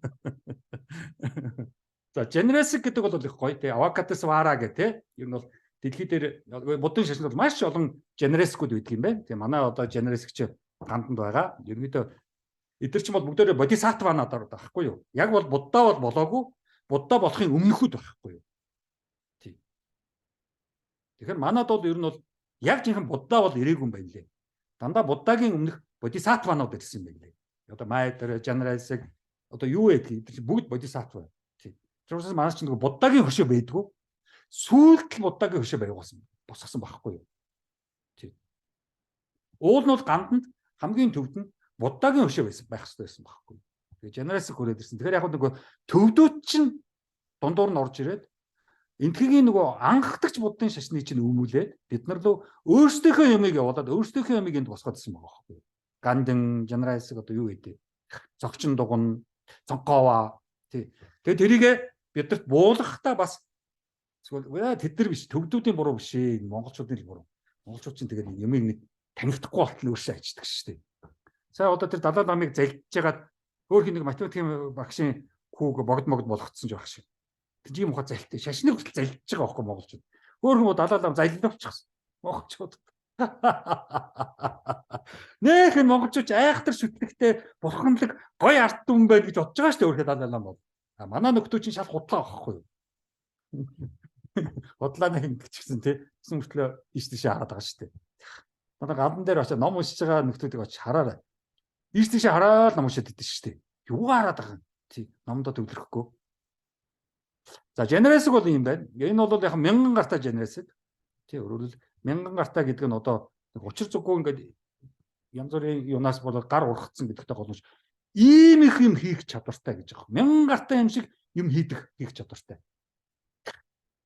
Хүмүүс ч бас ярьдаг шүү дээ. Чи одоо стандарт тэдэн гартай юм шиг л юм хийж бүтээх юм а гэдэг чи яг тэр яваад байгаа байхгүй юу? Чи одоо ганц үеийн хүн л байдаг гэдэг чинь 2 3 хүн шиг л ажил хийх юм а гэдэг чинь энэ яваад байгаа байхгүй юу? Бас нэг жижигхэн жанрээсэг байгаа байхгүй юу? Тийм хүмүүс та нар дотор байдаг бол бас нэг little жанрээсэг байхгүй юу? Жижиг жанрээсэг. Олон ажил зэрэг амжуулдаг. Тийм өсөндөө биш үү? Ингэж амжуулаад тийм. Бөөн жанрээсгүүд. За энэ зул асаах бол маш их утгатай. Тийм энэ бол зүгээр нэг зул ингээд асаачаад ингээд маань өднийхэн гэж байгаа юм биш шүү. Маах биш шүү. Энэ бол сөрөг бүрийг устгаж байгаа байхгүй юу? Зул асаах бүрдээ сөрөг бүрийг устгаж байгаа байхгүй юу? За бид нар нэг 108 гэдээ яриад 108 бол ид шидийн тоо. Бүр дээр үеэс философичдын оюуны юм хүмүүс 108-ын тоог маш их чухалд үзчихсэн. Маш их эстетиктэй, гоо зүйтэй. Тэгээ нэгийг үрчиг нэг гэдэг дараа нь хоёрыг үрчиг 2 гэдэг дараа нь гурыг үрчиг 3 гэдэг хамгийн сүүл 108 гэсэн хариу гардаг байхгүй юу? Математикийн хувьд бас гоо зүйтэй. Ид шидийн тоо 108 гэдэг болов. Тийм учраас бүх тариныг наад зах нь 108 унших хэрэгтэй. За цаад зах нь тэгэл 108-аа давтаал байх хэрэгтэй. Тэгжээж ажил бүтэж жинхэнэ нөгөө ногоон дарих, цагаан дарих, улаан дарихтэй жинхэнэ мөргөл болоод одоо тэгээ нөгөө хамгаалах, туслах, дэмжлэг авах тийм үү? Тэр бүх үйлүүд чинь хийгдэн шүү дээ. Тэрс одоо хин нэгнээр уншуулчих биш. Маагч одоо ингээд ганданд очиод алтан гэрэл уншуулъя гээд 25,000 төгрөг төлчихөж байгаа шүү дээ. Тэр бол бүтэхгүй. Өөрөө унших хэрэгтэй. Өөрөө таринаа унших хэрэгтэй. Тэгж одоо хүнээр илгээгээд тэгээд гандангийн АТМ руу АТМ-с мөнгө аваад хажуутлын сүм рүү ороод 25,000 төгрөг төлөх биш шүү. Энэ бол ерөөс зүгээр горилж байгаа шүү бид нар бол. За бид нар зул асаах бүрдээ нөгөө гал гаргаж байгаа учраас бид нар юун дээр үзсэн шүү дээ. Персийн нөгөө атар гэж гал гэсэн ойлголт байгаа шүү дээ, тийм үү? Атар гэдэг. Атар шашин тийм нөгөө аштай. Аш гэсэн нөгөө шашин чинь бурхан чинь галын бурхан шүү дээ. Тэр гал гэдэг маань Персийн философи үзэж хахад ямар утгатай яагаад галыг шүтдэг юм бэ гэдэг чинь гарч ирдэг байхгүй юу. Тэгээд зулын гал бол ер нь цэцэн гэсэн ойлголт явж байгаа юм байна. Бүх муу муухай сүргийг бид нар зул асаагаад галаар устгаж байгаа юм билээ. Амар чухал. За энэ ч одоо манад бас мухарсаг болчихсон гадуур яваад байгаа. Тий, бүр одоо галаар эмчилдэг хүртэл эмсэний газар гарцсан. Хүний биеийг нүцгэлж хагаад спирт түрхээд тэгээд одоо тэнд бас гал мол энэ төр асаагаад тэгээд галаар эмчилдэг. Тэгэхээр ингэ Персийн тэр тэнд байгаа арт түмний тэр сайхан шашны ойлголтыг бид нар энд мухарсаг болгоцсон явж байгаа. За та нар тэгээд хамаагүй явж хагаад галын эмчилгээнд очиж хагаад шатваа. Цаавар чи галын эмчилгээ зөндөө байгаа.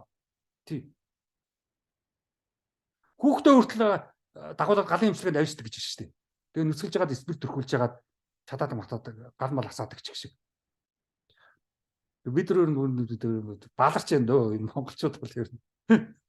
Тэгэхээр ер нь бол бид нар зул асаана гэдэг чинь тухайн тэр хүнд амьдралд сэтгэл зүйд байгаа сүрэг юмнуудыг устгаж байгаа байхгүй. Уулсан, ууралсан, хорсон, үзэн ядсан, зэвүүцсэн, айсан, яанаач гэдэг юм уу? Одоо яах вэ ч гэдэг юм уу? Тэр бүгдээ зул дандаа асааж явах хэрэгтэй байхгүй. Сэтгэл зүйн ямар нэгэн сөрөг үйл, сэтгэл зүй миний торгинд эргэлдээд байх юм бол хурдхаж зул асаах хэрэгтэй. Тэгээд гал гаргаад тэгэхээр шүдэн цамаагаа зурж гаад гэрээ шатав. Аюу чухал шүү. За сөрөг сэтгэлийн хөдөлгөөнүүдийг хэрхэн цэцэн тал руу өөрчлөх вэ гэдэг чинь зул асаах байхгүй. Үзэн ядах, шунал, гинт шунал гэдэг юм бол яна хурдан зул асаах. За үл тоомсорлох, ямиг тоохгүй байх. Тэдх бахархаж өнгөрөх. Бахархал бол том нүгэл шүү. Тий. Эсвэл бити бахархаарай. Бахархал бол өстой муухай шүү. Ямар бахархаал гэх юм бол хурдхан шиг зул асаах. За хүн амьтан хардас сэрдээд гэх юм бол хушган шиг зул асаах. Сэтгэл зүйн сөрөг үйлдэлүүдийг яах нь вэ? Эргүүлээд цэцэн болох нь биш. Цэцэн мэрэг. Тайм. Wisdom болох нь биш. Гайхамшигтай. Гайхамшигтай. За яг манайд бид нар чинь нэг мандал гэж яриад байдаг, тэ мандала гэж яриад байдаг. За энэ бол бас их гоё. Үйл том философи явж байгаа. Мандлын философи бол бас том философи явж байгаа. За барууны философт бол бас яригддаг. Ерөнхийдөө юм болоод өнгөрөн урснаа. Өөрийн гэсэн хугацаатай бай гэсэн ойлголт явж байгаа шүү дээ. Тий. Маш гоё.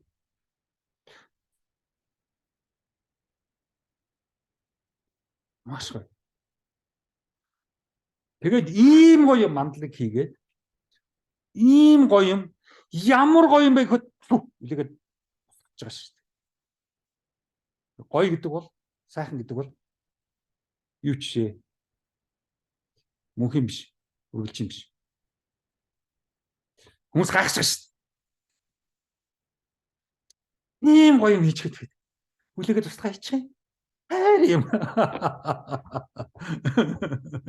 Тийм биш аахгүй юу? Тийм биш.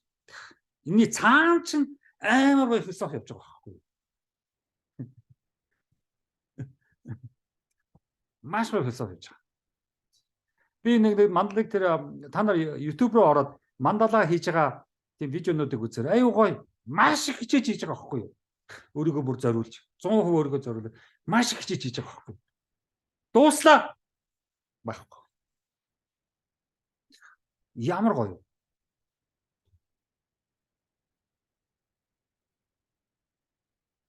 Тэг мандала. За бид нар бол яг нэг социализмын үед нэг саадуудад гудамжаар цэцгүүдийг яг тэг мандала шиг тарьж агаад тэгээ тэргээ цэцгийн мандал гэж нэрлэдэг байсан. Тийм. Тэр чинь бол яг цэцгийг одоо баг бахад Сүхбаатарын талбай дээр айгүй гоё юм янз бүрийн цэцгүүд ингээд Сүхбаатарын хөшөөг ториулаад ингээд тарьдаг байсан байхгүй. Тэгээ баг бахад ингээд би ээжтэйгээ тэргээр явж байгаа. Тэгээ би бүр хараад сэтгэл хөдлөдөг байсан байхгүй. Ямар гоё юм бэ гэдэг. Тэр чинь нэг цэцгийн мандал байхгүй. Нэг хоёр нүдтэй ч юм шиг юм жижигхэн цэцэг ингээд над руу хараад байна гэд би ээжтэй хэлдэг байсан гэж байгаа байхгүй. Нэг тийм цэцэг байдаг шүү дээ. Хоёр хар цэгтэй. Тэгээд цэцгийн мандал уу мандала болвол ерөнхийдөө бүгд өнгөрнөө. Одоо нөгөө юуны эртний грекийн Хераклит үлээ хинийх нь үлээ нүг бааш тийм үү? Нэг хүн тийм үү нэг голд дахин орно гэж хизээж байхгүй гэдэг. Өнгөрөн усан авцсан төрүүчийн орсон гол чи одоо байхгүй. Одоо чи шал өөр ус руу өсөрж яана гэж байгаа шүү дээ. Хоёр дахь удаага нэг голд сэлнэ гэж байдгүй маа гэдэг байгаа шүү дээ. Тэр явж байгаа байхгүй. Хүн, хот, улс, үндэстэн, төв, дэлхий бүгдээрээ өнгөрн устд нь өгөө болно. Бүгд хугацаатай. Одоо амьдарч байгаа бүх хүн 100 жилийн дараа байхгүй гэдэгтэй яг адилхан байхгүй. Тэр чинь мандал байхгүй. Мандала. Гайхамшигтай. Энэ мандала бол гайхамшигтай. Мандалагийн философи. Хоосны философи, мандалагийн философи. Хоёр том философи өнөөдөр бид нар үзэж байна шүү дээ. За яг төвдийн шашинд бол яг жоохон шашны ойлголт руу оръё. Жоохон философоос гараад. Ер нь бол ертөнцийн дээр бол хорвоо дээр Замбууланд 9 ертөнц, 9 хорвоо, 9 Замбуулан байдаг гэдэг юм байна. За нэгд нь бол мэдээж хамгийн Замбуулан, хамгийн ертөнц, хоёрт нь өлсгөлөн сүнсийн ертөнц, өлсгөлөнгийн сүнсийн ертөнц. За амьтны ертөнц. За чөтгөрийн ертөнц, шулмын ертөнц. За чөтгөр нь эрэхтэй, шулмын нэмэхтэй байхаа те. Чөтгөр шулмын ертөнц. Хүний ертөнц, одоо бидний ертөнц, хүний ертөнц. За хүнээс дээдүүдийн ертөнц. Лаа гэдэг шүү дээ. Лаа бурхан энэ төр гэдэг шүү дээ. дээдүүдийн ертөнц. За сонсголын ертөнц. Тийм юмыг сонсдог. Нөгөө тарин янз бүрийн юм жигэд сонсголын ертөнц. За бие дааснуудын ертөнц.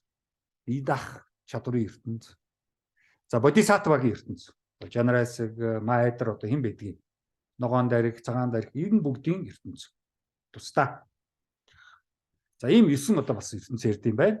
Тэгээд энэ болгон руу яваад орохоор хичнээн хууц ном уншина. Тийм. Тамийн ертөнцийг уншиг үл зөндөө ном уншина.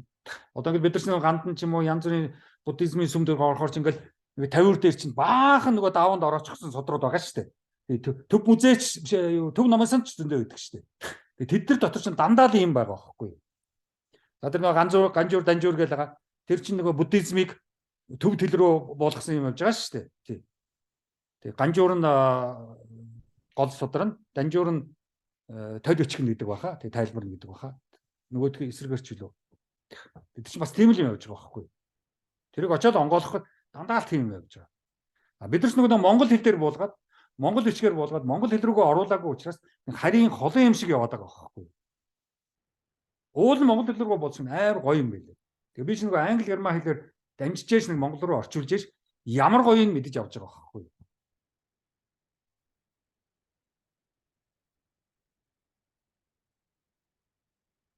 За тэгээд буддизмын нөгөө хоосон гэдгээ би дахиад тайлбарлах гэж оролдъё. Тийм. Ер нь бол философийн талаас нь. Англиар no self, no problem гэсэн үг байгаа байхгүй юу? За энэ яг юу гэж байгаа юм? Энэ яг юу гэж байгаа? Яг юу гэж байгаа? За одоо нөгөө би биш явж байгаа байхгүй юу?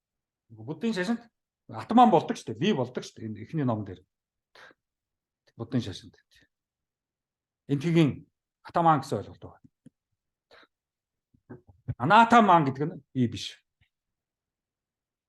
Тэгэхээр ер нь бол чи би болоогүй цагт чамд ямар нэгэн танин мэдхүү, ямар нэгэн мэдрэмж гэсэн ойлголт байхгүй л гэж байгаа байхгүй. Чиний мэдчлээ, би миний мэдэрчлээ, чиний бодит байдалгаа дагаа чинь хоосон. Ягаад гэвэл чи болоогүй. Чи би болоогүй. Атман бол чадаагүй.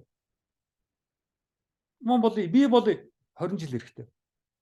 20 жилийн дараа чиний ярьсан чинь хоосон биш. Чи үнэхээр мэдэрсэн. Чи үнэхээр тийм бодит байдлыг буулгасан. Чи үнэхээр сэрсэн. Одоо чи бодит байдал ярьж болно. Чи би болоогүй цагт 20 жил суралцаагүй цагт чиний ярьж байгаа бүх хоосон. Амар ойлголт. Чи цаад юмыг мэдэхгүй зүгээр наадахын өнгөнд нь хууртаал тийм үү? Хүний хэлснийг яриад ингээд давтаал дуурайгаал явж байгаа. Чи бол copy paste. Яг чи цаад учир цаад үннийг мэдээгүй. Тийм учраас чиний ярьж байгаа наад болж хосон. Амар гоё ойлгож явж байгаа байхгүй юу? Reality гэдэг чинь бодит байдал бол чиний хувьд байхгүй. Чи бол зөвхөн худал, фантаз, хүн дуурайсан, хүний хөвгээр ингээд нэг болчих байх, азаа үтсэн, тэг азан тааруул болчдөг, харахгүй бол болдгоо, тэгээд бүдрээл, тийм үү, хан мөргөөл, уйлаал, нүр угаагаал, тэгээл явж байгаа. Газар очиж өвдгөн өмдөн цороол, өвдгөн шалбраал, босож ирээл, тэгэл явж байгаа. Дүр эсгээл, нэг сүрхий болохгүй л, тэгэл явж байгаа. Яг бол чамд selfness, self байхгүй. No selfness чи болов. Тэгэхээр чи одоо no problem байхгүй. Чи тэгчлээ, ингэчлээ, янз бүрийн нарийн ширим чи яриад ч хэрэггүй. Амар гоё ойлголт шүү. Энэ хоосон гэдэг байна. Би бүр дахин уншаа, дахин бодож суулаа штэ. Сүүлийн 2-3 хоног бол дандаа л энэ хоосны тухай бодож суулаа штэ. Маш гоё байлаа штэ. Тий. Тэр хинээс нөгөө цогчонгоос гаралтай. Цогчон гэдгийн тэр их гоё юм чинь энд явж байгаа байхгүй. Нөгөө хоосон гэдэг чинь нөгөө эмэгтэй нь штэ. Тий. Эмэгтэй хүн чинь нөгөө цэвэр гэдгээр явж байгаа байхгүй. Яагаад тэр нөгөө 16 настай онгоо охиныг шаардаад байдаг вэ гэдэг чинь тэр явж байгаа байхгүй. Цаад очин тэр байхгүй. Нөгөө цэвэрхэн гэдэг нь явж байгаа байхгүй.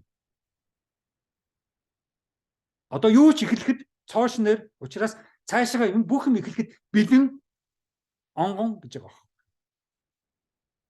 Гэхдээ тэр чинь шууд нөгөө секс гэсэн утга биш шүү. Хүмүүс чинь буруу ойлгоод 16 настай охинтой секс хийчих юм бол гоё болчих юм байна, залууччих юм байна гэж ойлгоод байгаа байхгүй. Тэгээд тэр бүтэхгүй. Тэр бидний ямар гоё философи ойлголтуудыг авчираад ингээд мухарсаг болгоо айтсан яг мэрэгдэж байгаа байхгүй. Тэр бүр иржүүдийн давлаан болж штэ. Онгоо хөөхөө хайгаал.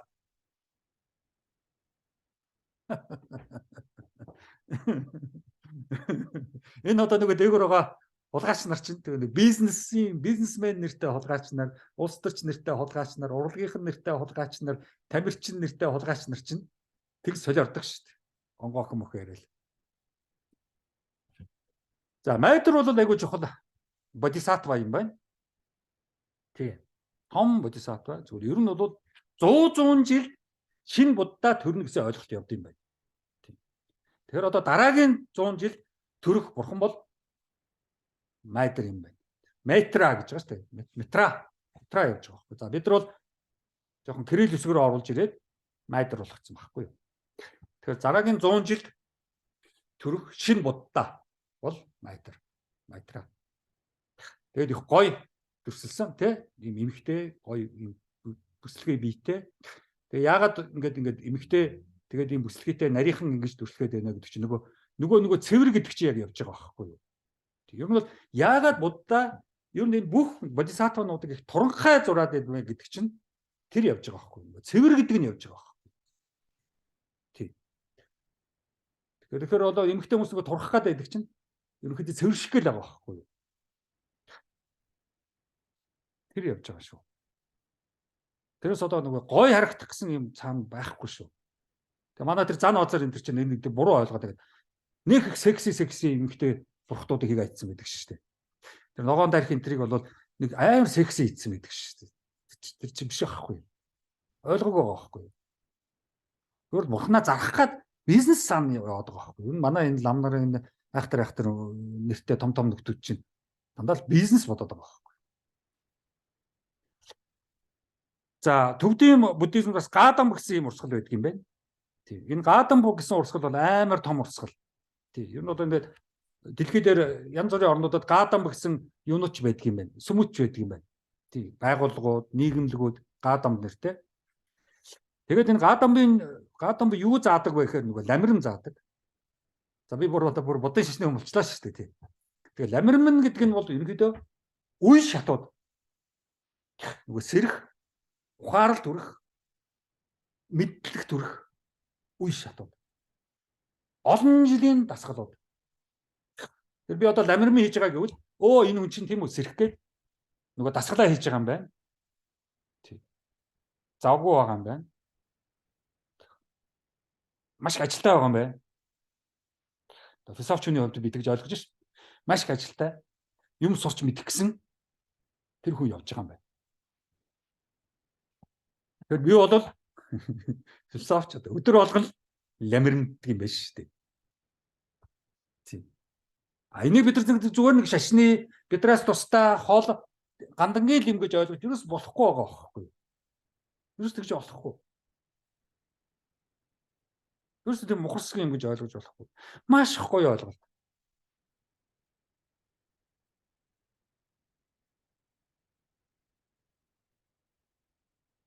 За түрүүн би хэлсэн яг энэ зургийг та нар харчихвал энэ бол яг жоохон тийм богдын өмсдөг малгайтай төстэй харагдаад байгаа байхгүй. Зүгээр ер нь бол бөм бөөгээд нөгөө төвдийн буддын шашин эхлэхэд энтгэгээс буддизм орж ирэхэд төвдүүд өөрснөө олон зуун жилийн бөөгийн шашинтай гэсэн юм байна. Тэгэхээр бөөгийн шашныхан ахлагч мастерууд нь ийм малгай өмсдөг юм байна. Тэгэхээр нөгөө бидний нөгөө яриад байгаа далаалан биш үү? Тэр ч гэсэн бас бөөгийн шашинтай ингээд холилдоод яваад байгаа байхгүй. За тэгээд бөөгийн шашны нөгөө дүрсүүд энд байна. Нөгөө монголчуудын хэлээд байдаг нөгөө чандаман нэрдэн юу гэлээ? Нөгөө энэ нөгөө юу хурд байна. Энэ нөгөө удаан наслах олон нөгөө нэг удаан жаргалын юу тэмдэг энэ төр байгаа штэ. Тэгээ эний чинь нөгөө энэ бөөгийн энэ гэдэг чинь нөгөө Германы Гитлер аваад хэрэгжилчихсэн байхгүй. Бид нар бол бас ингээд энэ тэмдгийг аюул хэрэгэлдэг шүү дээ. Төрийн сүлдэн дээр хүртэл явж идэг шүү дээ. Тэгэхээр энэ төвдийн бөөгийн шашныг ойлгож ээж төвдийн буддизмыг ойлгох юм байна. Бөн гэдэг нэртэй. Тэгэхээр энэ ахлагч саяхан өнгөрсөн гэсэн баха. Энэ хамгийн том нь байсан юм байлээ.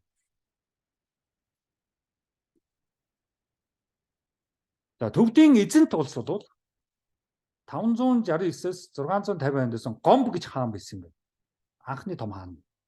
Тэгээ бид нар Гомб гэдэг шүү дээ. Бас Гомб гэж байд юм байна. Гонбогч гэж бас байд юм байна. Тэгэхээр энэ хэллэгүүдэд бас учир утгатай байгаа байхгүй. Бид нар монголчууд бид нар ч бас яг тэр нэг дийлгүүлэгчийг хэлэхдээ их муу юм байна. Тиймээс бид нар аюул их их шиг гэж хэлдэг юм байна. Тийм. Одоо нэг Эренчин Дамжин сүргийн их шиг гэдэг дүрэн бол ер нь бидний тэр хэллэгийг л буулгаад байгаа байхгүй. Бичгийн дүрэн биш. Авины дүрэн яваад байгаа байхгүй. Тэр их шиг гэдэг чинь. Уул бичгийн дүрмөөрөө бүтэн бичих хэрэгтэй байхгүй. Тэр хэлэхдээ монгол хүний хэлний нэг онцлогч нь шууд тэгж их шиг дуудахад амар хэцүү байд юм байна. Гомб гэж хэлэхэд тэр яваад байгаа юм байна. Тэгэхээр төвдүүд маш хурц хэллэгтэй байгаа. За Гомб хааны хүүг бол гүнсэн гэж байсан юм байна. Одоо бид нар гүнсэн Гомб гэж байх юм бол хаадуудынд бас яриад байгаа. Бурхан биш. Лам биш. За энэ Гомб гэдэг хаан бол 4 хатантай байсан юм байна. 569-с 650 онд. Одоогоос 1500 жилийн өмнө. За Тэрсун гэдэг хатан нь бол Непалаас гаралтай байна. Мунчан гэдэг хатан нь бол Тан улс, Хятадаас гаралтай байна. Тухайн үед Тан улс байсан. Хятадч нэгэд шинэ хаан гарч ирээл улсаа шинээр нэрлэе яваад байдаг шүү дээ. Тэг шинээр нэрлэхдээ улс төрийн ураагаараа нэрлэдэг шүү дээ. За миний одоо хаан бах үед Хятад орон тэгнэ, хөгжнөө, өснөө, цэвэршнэ, бурханлаг болноо, дайн хийхгүй гэдгээрээ дандаа ураа болгож гарч ирж байгаа. Канши гэдэг энэ хамаалан хаан чинь ерөөдөө гарч ирэхэд дайнгуу жилүүд үргэлжлэнэ гэж гарч ирсэн шүү дээ. Инх тайван гэсэн үг байхгүй. Бид нар инх хамаалан гэдэг л да. Уул нь инх тайван. За Гүлмасан гэдэг нь бол Тангадаас гаралтай байна. Тангад чинь нөгөө төвдөө ард байсан. Зүүн хэсгээ, зүүн ард нь байсан. Бас нэг тустай ард юм. Бас айхтар соёлтой шашинтай байсан. Тэг яг тухайн үедээ тэгээд бас шашны улс төрийн юунд ороод одоо ерөнхийдөө тараад алга болсон. Тийм. Тэгээд тэд нар дотор бас бид нартай ойролцоо хэл яриатай нөхдүүд бас байдал юм байлээ. Тийм. Тангадын их нэртэй байсан. Дараа нь Тричан гэдэг жүжигний бас нэг ихнэр бас авсан. Тэгээд тэр үеийн хаадууд бол заавал хөрш арт түмнүүдээсээ хатан авч суудаг байсан. Тэгээд тэгснээрээ нөгөө нэг эв найрамд тогтож байгаа байхгүй. Ямар нэг эв найрамд тогтохын тулд тэндээсээ хатан авч сууж байгаа. Эсвэл одоо хуйлдаан үүсгэх юм бол. Одоо манай чинь бол жишээлбэл улс төрчид хүүхдүүдэд хоорондоо суулгаад байна шүү. Тэгэхээр хамтарч хуйлдах гэж байгаа байхгүй. Эсвэл одоо юуны хууль зүйн том дээд шүүхийн ч юм уу янз бүрийн хуулийн хүмүүс бас хүүхдүүдийн хоорондоо суулгадаг. Бас хуйлдах гэдэг байгаа байхгүй. За бизнесийн янз бүрийн бизнесийн ч гэжтэй манай бизнесийн менеж бүгдээрээ зээлээр л баяжчихсан нөхдүүд. Эдгээр чинь бас хүүхдүүдэд хоорондоо суулгадаг. Мөнгө төгрөгөө банк санхүү тийм үү? Тэргээрээ хуйлдах гэж. Тэгэд хуйлдааны эхлэл бол хоорондоо суулцах. Нэгнийхээ охиныг хүүтэйгээ суулгах. За ер нь бол яг төвдийн энэ шашин машин бүх юмыг ингээд хараад ахад тэр гэлэг нэртэй Далай ламын урсгал бол хэд их улс төржөөл тэгэл төвдийн буддизм бодоо болсон юм байна. Уул нь бол Нянма, Сакья, Кагья гэлэг гэдэг 4 том урсгал байсан юм байна. За ингээд Далай ламын толгойлсон гэлэг гэдэг урсгал нь улс төрийн их мэдлэлд хүрээд тийм үү. Тэгээд нийт буцад буддизмын урсгалуудтай зөрчилдөөд тэгээ ганцаараа гараад ирсэн юм байна. За ингээд 17 дугаар зууны үеэс эхлээд Далай лам бол маш их улс төрийн эрх мэдэлтэй болсон юм байна. 17 дугаар зууны Далай лам. Тэр одоо хэддэх нь байлаа да.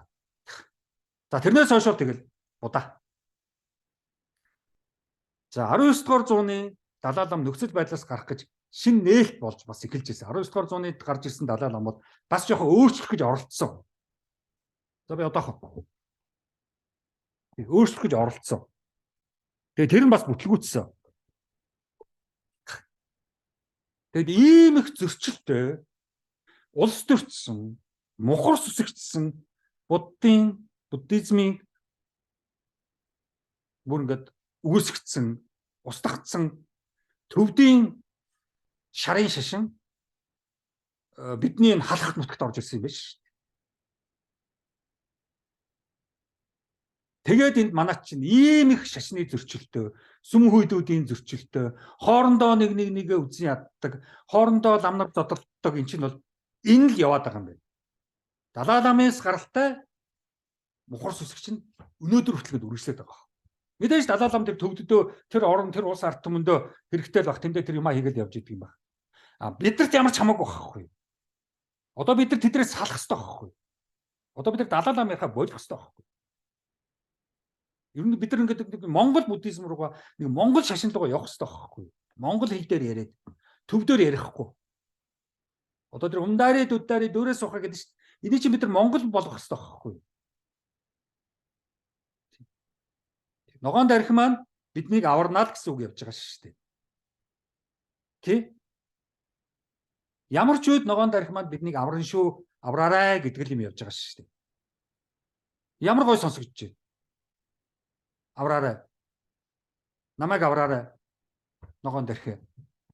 Монголоор гоё сонсогдож байгаа шүү дээ. Заавал төвдөр умдари дүддари дөрөөс сууха гэж унших ямар шаардлагатай. Тэр явж байгаа байхгүй. Тэгвэл аюу хийх юмтай байлаа. Би одоо нэг Чингис хаан асуудалтай гэдэгтэй адилхан. Одоо энэ Далай лам шарын шашин чинь бас тэр чигээр асуудал. Тэр бид нар түүх ярина гэдэг бол хэцүү. За ингээд төвдөөс юу ирсэн гэхээр маш их юм ирсэн юм байна. Одоо нэг Казахаас Төв Азаас маш их юм ирдэгтэй адилхан. Хурамстаас ахуулаад өчнөө юм тэдээс ирсэн ш нь нөгөө халдуун малдуун бүгд борцог тавг халуус сэрээс ахуулаад Төв Азаас маш их юм ирсэн. Тэрнтэй адилхан төвдөөс бол маш их юм ирсэн юм байна. Одоо өрөм өнтер гэсэн ойлголтууд өстөөдөл одоо юу гэдэг хадаг чинь ганцхан цэнгэр хадаг биш олон өнгийн хадаг байгаа шүү дээ. За тэгэл мөнгө аяах одоо тий гихмшлэн дандаа тэндээс ирсэн. За тэгэл хааны нэрс тэндээс ирсэн юм байна. Гомбог үнсэн гэл ламын нэрс бол тэндээс зөндөө ирсэн юм байна. Одоо бид нар энэ зовсон, жадам, галсан, дүлцэн, намхай, чогдон, эренчин бүгд тэндээс ирсэн. Ямар нэгэн лам нарын нэр. За бурхны нэрс маш ирсэн юм байна. Одоо долмаа, долгор, жамбол энэ төр бол маш ирсэн юм байна. Тийм. Тэр болохоор уулын нэрс хүртэл ирсэн юм байна. Одоо жишээл гэпэл гэдэг чинь нөгөө юуны тэнд байдаг уул байгаа байхгүй. Кайлаш тэр хошоо гандан энэ төр байдаг, гандиан байдаг газрын тэр аваа ойрхон уус. Маш их ирсэн. Монгол хэл бол ороод байдаг. Дүүрэн төвдөг. Дүүрэн казак үг байсан шүү дээ. Одоо дүүрэн төвдөг. За ингээ Монголын философи 5 гэдэг энэ лекцээс гарах ёстой том ойлголтуудаа тэгээ цаашаа яах. Төвдийн сургууль хүмүүжлийн онолууд хэрхэн үнэн мэд тайлбарлагдж ирсэн. Тэр бүх юм чинь үнэнгээд гараагаад ойлголцсон байж шээ. Зүгээр тарин хүний сэтгэл зүйн юм байсан байгаа байхгүй. За тэгэл онол, номлол, үлгэр, домгийг үнэнгээд ойлгож гисэн. Үнэг залтайгээд залтай үнийг үнгээр дүрсэлсэн чинь үнэг залтай гэдэг байгаа байхгүй. Үгүй байхгүй. Тэр бидний үлгэрүүдээ жоохон анхааралтай байхгүй бол үлгэрт өнгөшчихдэг. Домгуудыг бас зүгээр домог гэдэг чинь тэгсэн юм гинлээ. Үнэтэй ямар ч хамаагүй юм болж байгаа шүү дээ. Тэр бид домог бас өнгөшчихдэг. Үлгэрийн баатарт өнгөшнө. Тэр бид Монголын философи 5 бол амар хэцүү. Эндээс би бас нэлийн гаргаж ирнэ. Нэлийн гаргалгаанууд гаргасан. Тий. За төвд өнөөдөр бол өөр болцсон. Одоо та нар төвдийн Лаза хотод очих юм бол яг л орчин үеийн машинууд, үнэтэй машинууд, Benz, BMW давхилдаад л, Jeep давхилдаад л. За залуучууд юу иддгийг янз бүрийн юм идээд л, охтууд нь загвар өмсөгчд фэшн шоу хийгээд л, роктууд уулаад өгжөөл байж байгаа. Бид нар энэ далай ламтаа зурлаад байгаа. Төвдөө тоохгүй шин энэ гэж.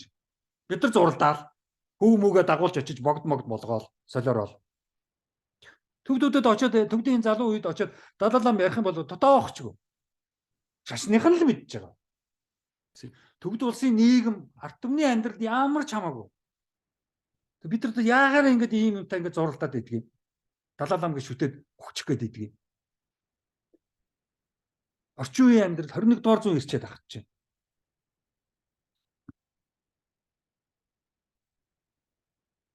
За энэ Kailash Paths of the Soul гэдэг энэ фильмийг та нар үзээрэй. Энэ маш гоё фильм. Ерөнхийдөө бид нар төгдийн ард түмнийг ойлгоно. Тэгээд хүн тэгээд нөгөө Kailash гэдэг нөгөө хойдлын нөгөө том уул байгаа шүү дээ. Тэндээсээ юу Лаза хүртэл 1200 км газар мөргөл хийж явдаг байхгүй. Хэдэн сар. Тэгээд тэгж явж байхад нэг 10 жилийн охин энэ нөгөө ах эгч нарыгаа дагаад мөргөлийг явчихдаг байхгүй. Тэгэд энэ охинтой тэр хүмүүс харьцаж байгаа тэр харьцаа нэхгүй. Хинч хизээч энэ охиныг тийм үү ядарч гэнэ үү тийм үү ахан туслах уу жоохон амарч гэдэг юм тийм байхгүй. Энэ охин цэр бие даасан. Тэгээ төвдүүдээ нэг онцлог бол хүний хэрэгт оролцдог. Хувь хүний хэрэгт оролцдог. Тиймээс хүүхэд маш их гоё хүмүүждэг. Тэгээд ийм одоо гоё юм явж байгаа. Тэгээд эн чинь нөгөө замд явж байхдаа гар утсаар бас хүмүүстэй ярина. Тэгээд аяа гэдэг чинь төвдөр эргэж гисэн үг юм билэ. Абуу гэдэг нь ах гэсэн үг юм билэ. Абуу гэдэг ахтайгаа яриад. Дааж явсан болохоор аяа гэдэг ихчдэг яриад. Тэгэхээр бид нар бас абуу ах энэ тэр юу ихчин тэр аяа энэ тэр бас наашгаа хүрээл ирсэн юм. За нэг ийм одоо лекц байла. Дараагийн лекцээр хятадын том философи руу орно. Ер нь бол төвдийн одоо энэ философи бол гайхамшигтай. Буддын шашин хэрхэн хятад руу очисон нэг яриад эхлэхээр төвд хятадын буддын шашин чинь ойролцоо болоод эхэлнэ. Яг күнз янз бүрийн юмнууд ярина. За анхаарал тавьсанд баярлалаа.